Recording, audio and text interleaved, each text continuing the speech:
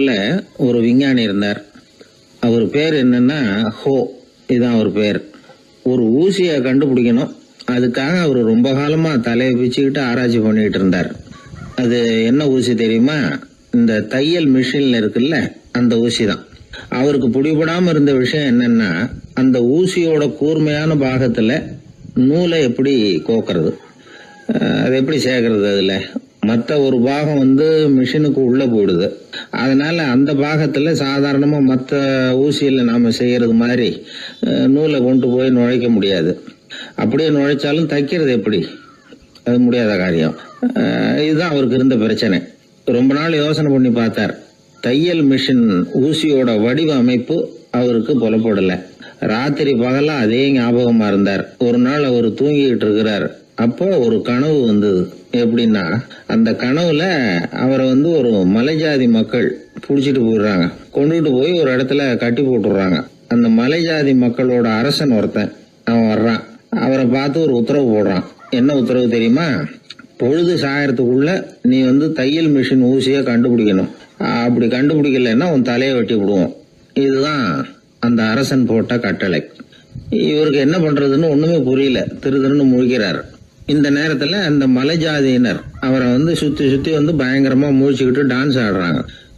தன்னை சுத்தி சுத்தி ஆடிக்கிட்டு வர்றவங்கள ரொம்ப பயத்தோட அவர் பாக்குறார். நேரம் ஆவ ஆவ தன்னோட இறுதி நேரம் நெருங்கிறத உணர்றார். ரொம்ப நெருக்கடியான நிலைமை. தன்னை சுத்தி ஆடுறவங்கள கவனிக்கிறார். அவங்க கைகள்ல ஈட்டி மாதிரி ஏதோ ஒரு ஆயுதம் வச்சிருக்கிறாங்க. அந்த ஆயுதத்தை இவர் கண்ணுக்கு நேரா கொண்டுகிட்டு வராங்க. அதை அவர் பாக்குறார். அந்த ஆயுதத்தின் கூரான முனைய இவர் கூர்ந்து கவனிக்கிறார். அந்த கூரான முனையில ஒரு சின்ன துவாரம் தெரியுது. உடனே அவருக்கு பளிச்சுன்னு ஒரு ஐடியா உதயமாகுது.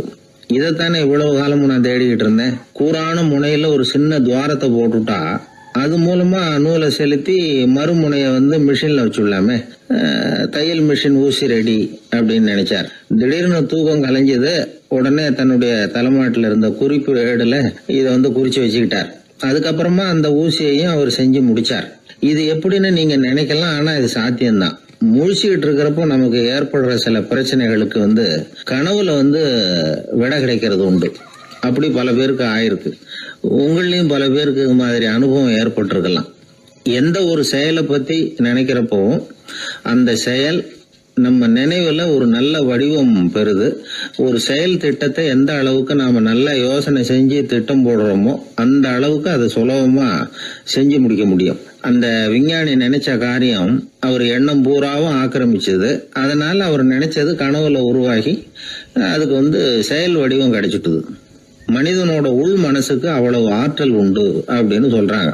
தூக்கத்தை ஆக்கபூர்வமா உபயோகப்படுத்துறது எப்படி அப்படிங்கறத பத்தி எல்லாம் இப்ப நிறைய ஆராய்ச்சி பண்றாங்களாம்.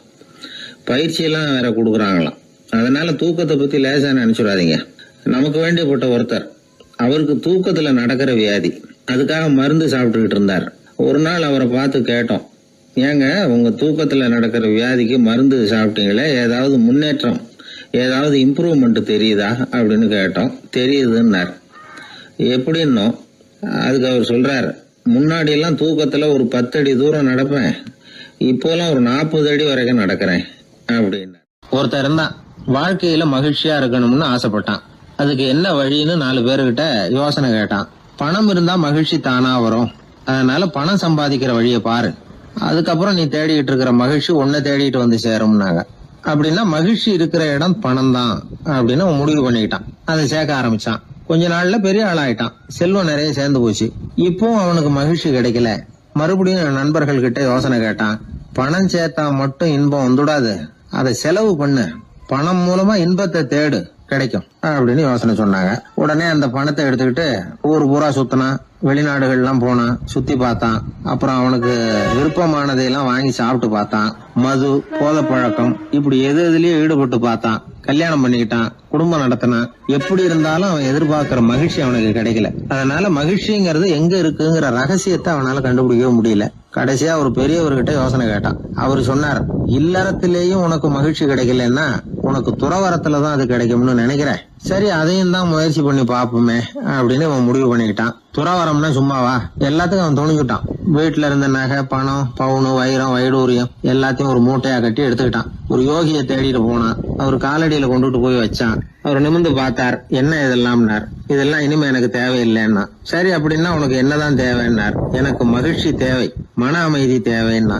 அந்த யோகி தன்னுடைய காலடியில் இருந்த மூட்டையை பிரிச்சு பார்த்தார். உள்ள தங்கம், வைரம், நகை, பணம் எல்லாம் இருக்கு. அவ்வளவுதான். அவசரமா அதை சுருட்டி எடுத்துக்கிட்டார். தலையில வச்சுட்டு ஒரே ஓட்டமா ஓட ஆரம்பிச்சுட்டார். இவனுக்கு அதிர்ச்சியா போட்டுது. அடடா, இந்த ஆளு போலி ஆசாமி போல இருக்க, ஏமாந்துட்டோமே அப்படின்னு நினைச்சான். வருத்தப்பட்டான். அந்த துக்கம் ஆத்திரமா மாறிச்சு. உடனே அந்த யோகியை துரத்த ஆரம்பிச்சான். அவரு ஒரே ஓட்டமா ஓடுறார். சந்து பொந்தெல்லாம் நுழைஞ்சு ஓடுறார். இவனும் விடாம துரத்துறான். கடைசியா அந்த யோகி மூச்சு இறக்க இறக்க ஒரு இடத்துல வந்து நின்னார். அது எந்த இடம்னா அவர் புறப்பட்ட இடம். எங்க இருந்து ஓட ஆரம்பிச்சாரோ அங்கேயே வந்து நின்னார். துரத்திட்டு வந்தவனும் ஓடி வந்து நின்னான். இப்ப அந்த யோகி சொன்னார், என்னப்பா பயந்துட்டியா, இந்தா உன்னோட செல்வம், நீயே வச்சுக்கோ அப்படின்னு சொல்லி மூட்டையை திருப்பி கொடுத்தார். கைவிட்டு போன தங்கமும், வைரமும், பணமும் திரும்ப கிடைச்சிட்டுதுங்கிறதுல அவனுக்கு ஏகப்பட்ட மகிழ்ச்சி. இப்போ மறுபடியும் அந்த யோகி சொல்றார், நீ வர்றதுக்கு முன்னாடி கூட இந்த தங்கமும் வைரமும் உங்ககிட்டதான் இருந்தது. ஆனா அப்போ உனக்கு மகிழ்ச்சி இல்ல. இப்போ உங்ககிட்ட இருக்கிறதும் அதே தங்கமும் வைரமும் தான். ஆனா இப்போ உன் மனசுல மகிழ்ச்சி இருக்கு. இதுல இருந்து என்ன தெரியுது, மகிழ்ச்சிங்கிறது வெளியில இல்ல, உள்ள இருக்கு. அது நம்ம மனசுல இருக்கு. இதை நல்லா புரிஞ்சுக்கணும். தங்கத்தையும் வைரத்தையும் மூட்டை கட்டி தலையில வச்சுக்கிட்டு அலைஞ்சானே, அவன் மாதிரிதான் நம்மள பல பேருக்கும் மகிழ்ச்சி எங்க இருக்குங்கிற உண்மை புரியறது இல்ல. அதனாலதான் பல சமயங்கள்ல நாம மகிழ்ச்சிக்காக அடுத்தவங்களை சார்ந்து இருக்கிறோம். நமக்கு வேண்டியப்பட்ட ஒருத்தன் பணம், நகை எல்லாத்தையும் ஒரு மூட்டையா கட்டி எடுத்துக்கிட்டு ஒருத்தர் காலடியில வச்சான். இது எனக்கு தேவையில்லைன்னா. உனக்கு என்னதான் தேவைன்னார் அவர். எனக்கு மன அமைதி தேவைன்னா. உனக்கு மன அமைதி தேவைப்படுகிற அளவுக்கு இப்ப என்ன ஆயிட்டுதுன்னார் அவர். வேற ஒண்ணும் இல்ல, இந்த பணத்தையும் நகையையும் நான் யாரு வீட்டுல எடுத்தனோ அந்த வீட்டுக்காரங்க இப்ப என் பின்னாடி துரத்திட்டு வந்துட்டு இருக்கிறாங்க, அவ்வளவுதான் அப்படின்னு நானா. மகிழ்ச்சியை தேடுகிறவர்கள் இந்த உலகத்துல அதிகம். அது எங்க இருக்குன்னு புரிந்து கொண்டவர்கள் ரொம்ப குறைவு. எது உண்மையான மகிழ்ச்சி அப்படிங்கறத புரிஞ்சுக்கிட்டு அதுக்கு தகுந்த மாதிரி நம்முடைய வாழ்க்கையை அமைச்சுக்கணும். ஒரு குழந்தை அம்மா கிட்ட போச்சு, அம்மா என்ன தூக்கிக்கா. உடனே அந்த அம்மா அந்த குழந்தைய தூக்கி இடுப்புல வச்சுக்கிறாங்க. எந்த பக்கம் வச்சுக்கிறாங்க, இடது பக்கம். பொதுவா குழந்தைய தூக்குறவங்க யாரும் வலது பக்கம் இடுப்புல வச்சுக்கிறது இல்ல. விவரம் தெரியாத சில ஆம்பளைகளை அப்படி தூக்கி வச்சுக்கிட்டு அலையிறது உண்டு. ரொம்ப காலமாவே குழந்தைகளை இடுப்புல இடது பக்கமா வச்சிருக்கிற பழக்கம் தான் இருந்து வந்திருக்குது. இதுக்கு ஆய்வாளர்கள் என்ன காரணம் சொல்றாங்க தெரியுமா? அப்படி இருந்தாதான் குழந்தை சொல்றத, குழந்தை நினைக்கிறத தாயினால நல்லா உணர முடியுதாம். இடது பகுதி ஆட்சி பண்றது, குறிப்பா காதின் தலைமையாக இருக்கிறது வலது பக்கம் தான். அதனால தாய் குழந்தைக்கு பதில் சொல்லவோ, அது என்ன கேக்குதுங்கிறத சீக்கிரமா புரிஞ்சுக்கிட்டு நடந்துக்கவோ அதுதான் சௌரியம் அப்படின்னு ஆய்வாளர்கள் இதுக்கு காரணம் சொல்றாங்க. இதனால என்ன ஆகுதான், தாய்க்கும் குழந்தைக்கும் நெருக்கம் அதிகமாகுதான், குழந்தைக்கும் பாதுகாப்பு அதிகமா. அது மட்டும் இல்ல, ஒரு தாய் தன்னுடைய குழந்தைய இடுப்புல சுமக்கிறதுனால அவள் நினைக்கிறத, அவளோட இதய துடிப்ப குழந்தை உணர்தான். 9 மாதத்துக்கு அதிகமா இருந்த இடம் இல்லையா, அதனால அவளை பத்தி நல்லா அறிந்து கொள்ளுகிற வாய்ப்பும் குழந்தைக்கு கிடைக்குது. நம்ம முன்னோர்கள் ரொம்ப காலத்துக்கு முன்னாடியே வலது கையை பார்க்க ஆரம்பிச்சிட்டாங்களாம். அவங்க பயன்படுத்திய கல் ஆயுதங்கள்லாம் வலது பக்கமா தான் தீட்டப்பட்டிருக்குது. அதுல இருந்து நமக்கு என்ன தெரியுதுன்னா, வலது கையை தான் உபயோகப்படுத்தி இருக்கிறாங்கிறது தெரியுது. இப்படி எல்லாம் இருந்தா கூட இன்னைக்கு நம்மள 10ல் ஒருத்தருக்கு ஒரு பழக்கம் உண்டு, அது இடது கை பழக்கம். ஆனாலும் 2 கைகளும் ஒற்றுமையா இருக்கிறதுக்கு தான் ரொம்பவும் முயற்சி பண்ணுதான். இப்போ வலது கை பழக்கம் உள்ளவங்க பேசுறதுக்கு, எழுதுறதுக்கு செயல்படுத்துற தலைமையகம் தலையின் பின்புறம் பிடரியில் இருக்குது. இடது கை பழக்கம் உள்ளவங்களுக்கு மூளையில 2 பக்கங்கள்லயும் தலைமையகம் இருக்குது. இது விஞ்ஞானிகள் சொல்றது. எத்தனையோ மேதைகள் இடது கை பழக்கம் உள்ளவங்களா இருந்திருக்கிறாங்க. அமெரிக்க மேதை பெஞ்சமின் பிராங்கிலின், இத்தாலிய ஓவியர் லியோனார்டோ டாவின்சி, இப்படி நிறைய பேர் இருந்திருக்கிறாங்க, இப்பவும் இருக்கிறாங்க. காலங்காலமா இயல்பாவே இடது கை பழக்கம் இருந்து வந்திருக்குது. அப்படி இருக்கிறப்போ வலது கை எப்போ இடது கைய வென்றது, ஜெயிச்சது அப்படிங்கிற விவரம் இன்னமும் யாருக்குமே புரியல. ஆய்வாளர்களுக்கும் புரியல. அவங்களும் யோசிச்சுக்கிட்டு இருக்கிறாங்க. உலகம் இடது பக்கமா தான் சுத்துது. வானத்துல இருக்கிற வெள்ளி வீதி, அப்புறம் அணுவுல இருக்கிற துணுக்குகள், உடம்புல இருக்கிற அமினோ அமிலம், இப்படி எல்லாமே இடதுபுறமா தான் இயங்கிட்டு இருக்குது. இவ்வளவு செய்திகள் இடது கைக்கு ஆதரவா இருக்கிறப்போ அது எப்படி வலது கை கிட்ட ஏமாந்தது அப்படிங்கிற ரகசியம் இன்னமும் யாருக்கும் தெரியலையா. இது சம்பந்தமா ஆராய்ச்சி பண்றவங்களுக்கு இது இன்னமும் ஒரு பிரச்சனையா தான் இருக்குதான். இப்படி இடது கை ஒதுங்கிட்டதுனால இப்பெல்லாம் வலது கைக்கு தான் மரியாதை அதிகமா போச்சு. ஒரு ஆசாமி இடது கையில கட்டு போட்டுட்டு வந்தானா, கையில என்னப்பா கட்டுன்னு விசாரிச்சிருக்கிறார் ஒருத்தர். ஒரு இயந்திரத்தை பிரிச்சு ரிப்பேர் பாத்துக்கிட்டு இருந்தேன், மறுபடியும் அதை ஓட விட்டு பாக்குறப்போ இடது கை விரல் மாட்டிக்கிட்டது, அதுதான் கட்டு அப்படின்னு இருக்கான். நல்ல வேளை வலது கை மாட்டியிருந்தா உன்னால சாப்பிட கூட கஷ்டமா போயிருக்குமேன்னார் அவர். இதுக்கு அவன் சொன்னானா, முதல்ல வலது கை தாங்க மாட்டிக்க இருந்தது, நான் தான் உடனே புத்திசாலித்தனமா அதை இழுத்துக்கிட்டு இடது கையை கொடுத்தேன் அப்படின்றான். இவன் எப்பேற்பட்ட புத்திசாலி பாருங்க. இந்த வலது கை இடது கைங்கிறத பத்தி அறிவியல் ஆராய்ச்சி ஒரு பக்கம் இருந்தாலும் கை சுத்தமா இருக்கணும், இது வாழ்க்கைக்கு முக்கியம். உண்மை, உழைப்பு, நேர்மை இதெல்லாம் இருந்தாதான் வாழ்க்கையில முன்னேற முடியும். அதனால இந்த இடது கை பழக்கம் வலது கை பழக்கம் எது எப்படி இருந்தாலும் அது ஒருத்தருடைய புத்திசாலித்தனத்தை பாதிக்கிறது இல்ல. அதனால வாழ்க்கையில முன்னேறதுக்கு இது ஒரு இடைஞ்சலா இருக்கிறது இல்ல.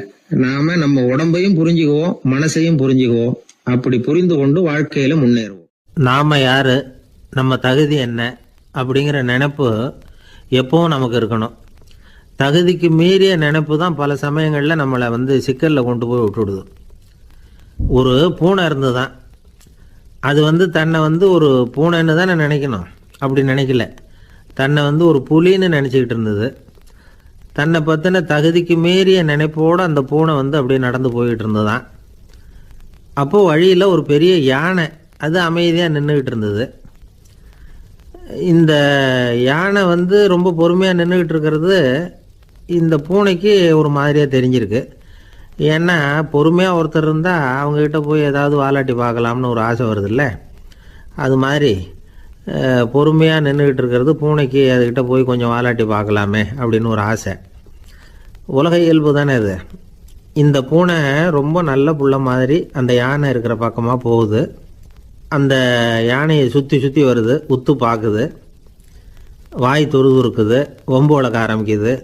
அந்த யானைகிட்ட போய் என்ன கேட்குது தெரியுமா, எல்லாருக்கும் ஒரு பக்கம்தான் வால் இருக்கும், ஆனால் உனக்கு என்ன இப்படி ரெண்டு பக்கமும் வால் இருக்கிறது மாதிரி இருக்கே அப்படிங்குது.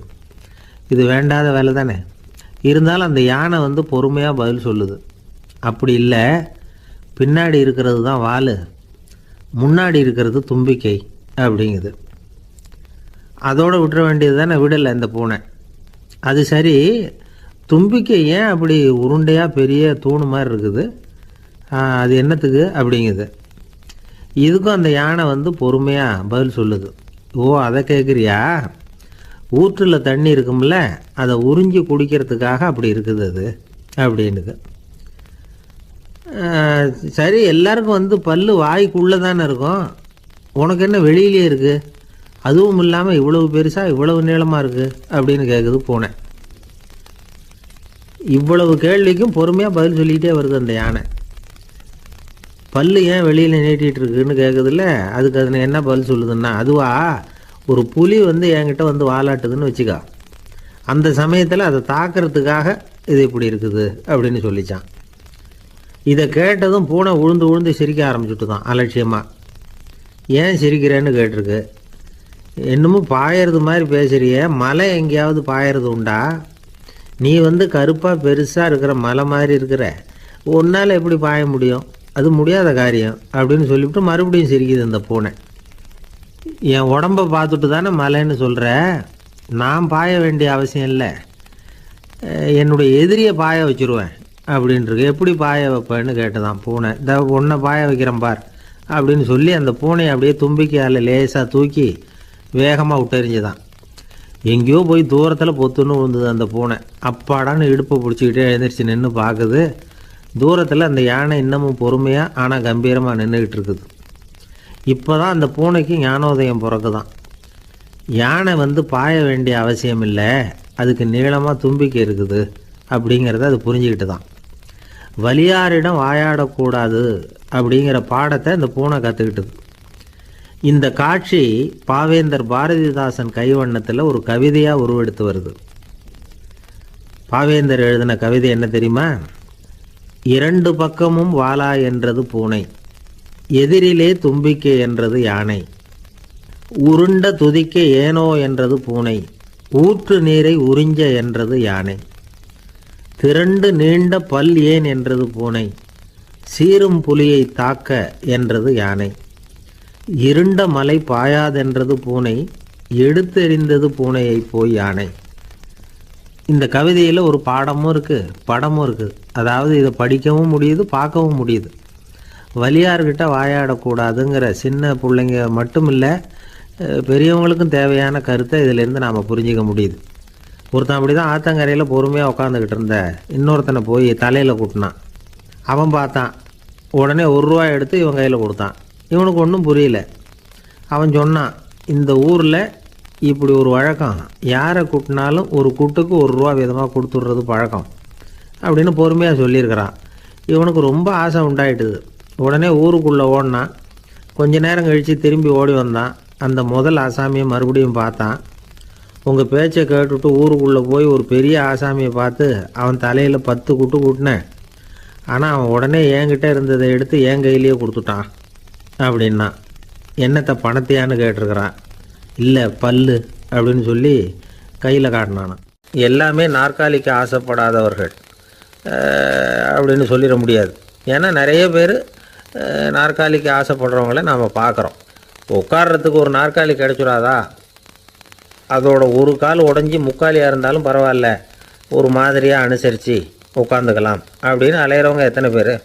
இந்த காலத்தில் மட்டும்தான் அப்படின்னு இல்லை, அந்த காலத்துலேயும் இதே மாதிரி ஆசைகள் சபலங்கள் இருந்திருக்கும் போல இருக்குது. பரமசிவன் வசிஷ்டருக்கு ஒரு விசேஷமான ஆசனத்தை கொடுத்துருந்தாராம்.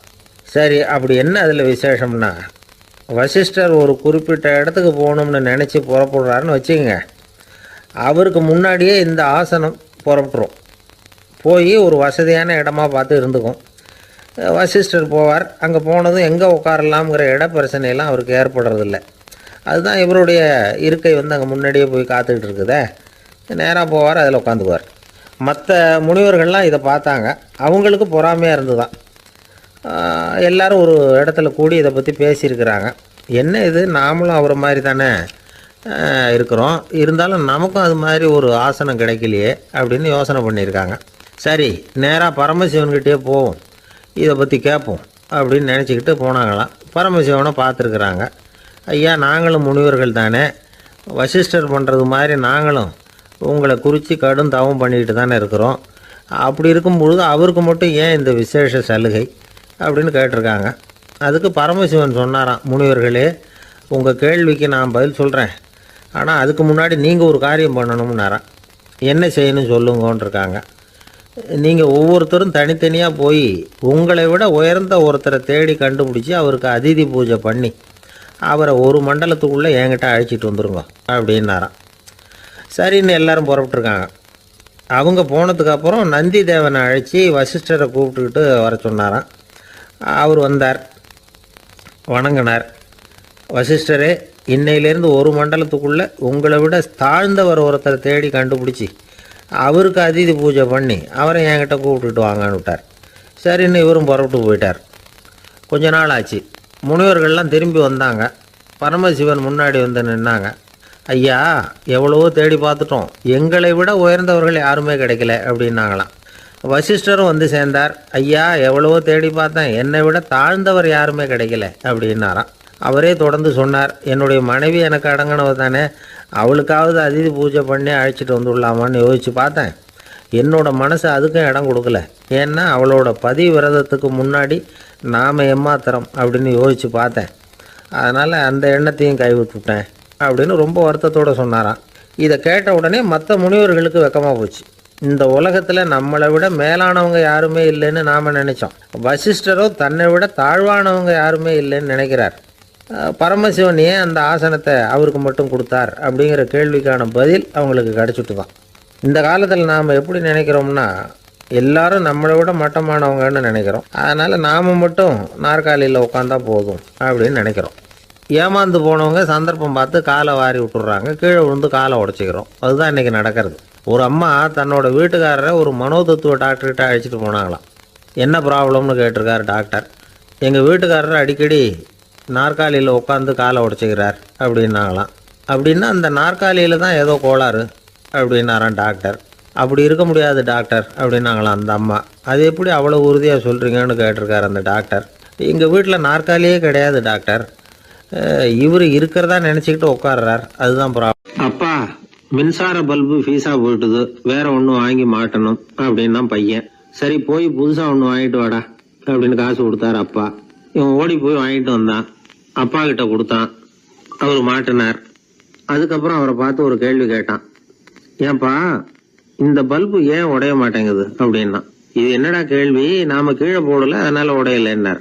அப்பாவோட புத்திசாலித்தனம் அவ்வளவுதான். ஆனா பையன் கேட்டது அந்த அர்த்தத்துல இல்ல. ஒரு மின்சார பல்பு குமிழின் கண்ணாடி இருக்குல்ல, அதோட கனம் எவ்வளவு இருக்கும்? ஒரு 1/2 மில்லிமீட்டர் அவ்வளவுதான் இருக்கும் அந்த கனம். அவ்வளவு மெலிசா இருக்கிற ஒரு கண்ணாடி குமிழ இந்த ஹோல்டர்ல மாற்றம் நம்ம விரலால அழுத்தி புடிச்சு திருக வேண்டியிருக்கு. அந்த சமயத்துல அப்படி செய்யறப்ப அது உடையறது இல்ல. நம்ம விரலோட அழுத்தத்தை தாங்கி நிற்கிற அளவுக்கு அதுக்கு பலம் எங்க இருந்து வந்தது? இதுதான் பையன் கேட்ட கேள்வியோட அர்த்தம். இந்த காலத்து பிள்ளைங்களுக்கு விஞ்ஞான அறிவு அதிகம், அதனால இப்படி எல்லாம் கேள்வி கேட்பாங்க. அப்பாவுக்கு தெரியுதா இல்லையான்னு சோதிக்கிறதுக்காக கூட இப்படி கேட்பாங்க. இந்த மாதிரி சோதனைக்கெல்லாம் இந்த காலத்து அப்பாக்கள் தயாரா இருக்கணும். இல்லைன்னா பையன் அலட்சியமா நினைச்சிருவான். மின்சார பல்பு கண்ணாடி மெலிசா இருந்தாலும் நாம அழுத்தி பிடிக்கிறப்போ அது உடையாம இருக்கிறதுக்கு காரணம் நாம இயற்கையோட ஒரு தத்துவத்தை அதுல பயன்படுத்தி இருக்கிறோம். அது என்ன இயற்கையின் தத்துவம்? அதுதான் முட்டை ஓட்டு தத்துவம். இது இயற்கை உருவாக்கின ஒரு தத்துவம். ஆதி காலத்திலேயே இயற்கை இந்த தத்துவத்தை உருவாக்கி விட்டது.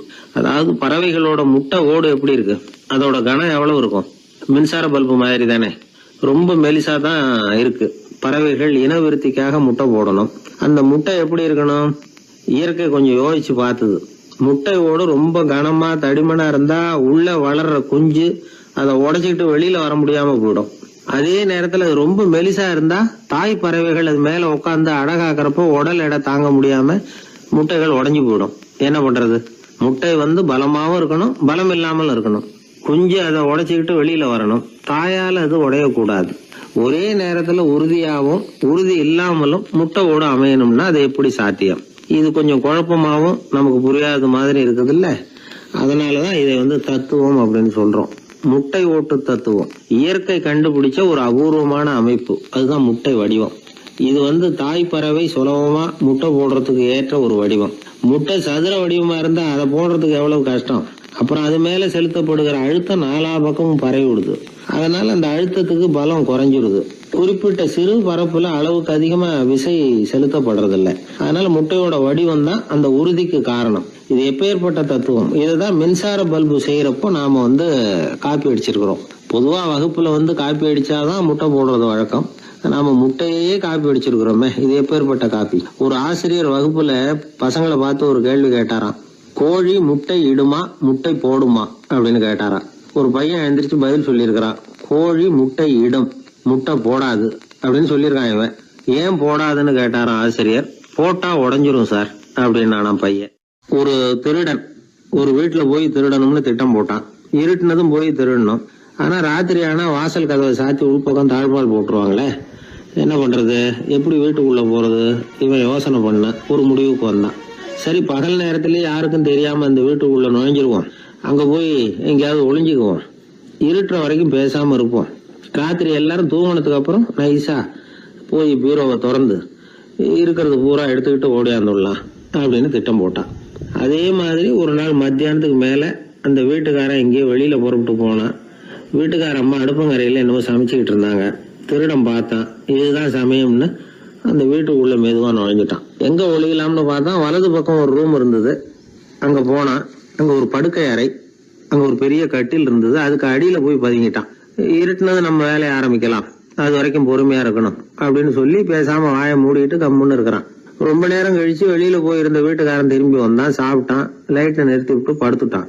அந்த அம்மாவும் வேலையெல்லாம் முடிச்சுட்டு படுத்துட்டாங்க. நடு ராத்திரி. விடி விளக்கு லேசா எரிஞ்சுக்கிட்டு இருக்கு. வீட்டுக்காரன் லேசா கண்ணை முழிச்சான். கட்லுக்கு நேரா எதிரில ஒரு கண்ணாடி. அதுல பாக்குறான், கட்லுக்கு கீழே ஒரு திருடன் ஒளிஞ்சு இருக்கிறது தெரிஞ்சு போச்சு. உடனே அவன் திருடன் சத்தம் போடல, யோசனை பண்ணான். மேஜையில இருக்கிற கத்தி எடுத்து கையில வச்சுக்குவோமா அப்படின்னு யோசனை பண்ணான். இந்த சந்தர்ப்பத்துல கத்தியை உபயோகப்படுத்துறதை விட புத்தியை உபயோகப்படுத்துறது தான் சாமர்த்தியம் அப்படின்னு நினைச்சான். உடனே அது பிரகாரம் செயல்பட ஆரம்பிச்சிட்டான். என்ன பண்ணான் தெரியுமா? எதையும் வெளியில காட்டிக்காம ரொம்ப சர்வசாதாரணமா தன்னுடைய மனைவி கிட்ட பேச ஆரம்பிச்சான். மனைவியும் புத்திசாலி, அதனால அவங்களுக்கு தெரியும். அவங்களும் வீட்டுக்காரர் கேட்ட கேள்விக்கு பொருத்தமா பதில் சொல்ல ஆரம்பிச்சாங்க. இவன் கேட்டான், இத பாரு, நமக்கு குழந்தை பிறந்தா அதுக்கு கிருஷ்ணமூர்த்தின்னு தான் பேர் வைக்கணும் அப்படின்னா. அதெல்லாம் முடியாது. ஆம்பளை பிள்ளையா இருந்தா ஏகாம்பரம், பொம்பளை பிள்ளையா இருந்தா பங்கஜவல்லி, இதுதான் அவங்க மாமனார் மாமியார் பேர், அதான் வைக்கணும் அப்படின்னாங்க அந்த அம்மா. அதெல்லாம் முடியாது, நான் முடிவு பண்ணிவிட்டேன் கிருஷ்ணமூர்த்தின்னு கத்தனா அவன். இல்ல ஏகாம்பரம் பங்கஜவல்லின்றது இந்த அம்மா. வாதம் முத்தி போச்சு. கிருஷ்ணமூர்த்தி கிருஷ்ணமூர்த்தி கிருஷ்ணமூர்த்தின்னா அவன், ஏகாம்பரம் பங்கஜவல்லி ஏகாம்பரம் பங்கஜவல்லின்னு இவங்க கத்துறாங்க. ஒரே சத்தமா போச்சு. இத கேட்டதும் பக்கத்து வீட்டுல இருந்தவங்க, எழுத்த வீட்டுல இருந்தவங்க எல்லாம் எழுந்திரிச்சு ஓடி வந்து இவங்க வீட்டு கதவை தட்ட ஆரம்பிச்சுட்டாங்க. தடன்னு இவன் சாவகாசமா எழுந்திரிச்சு போய் கதவை திறந்தான். என்னங்க இந்த ராத்திரி வேலையில எங்களை எல்லாம் ஏன் கூப்பிட்டீங்க, யாருக்கு என்னாச்சு அப்படின்னு கேட்டாங்க. கேட்டது யாருன்னா பக்கத்து வீட்டு கிருஷ்ணமூர்த்தி, எழுத்த வீட்டு ஏகாம்பரம் பங்கஜவல்லி எல்லாரும்.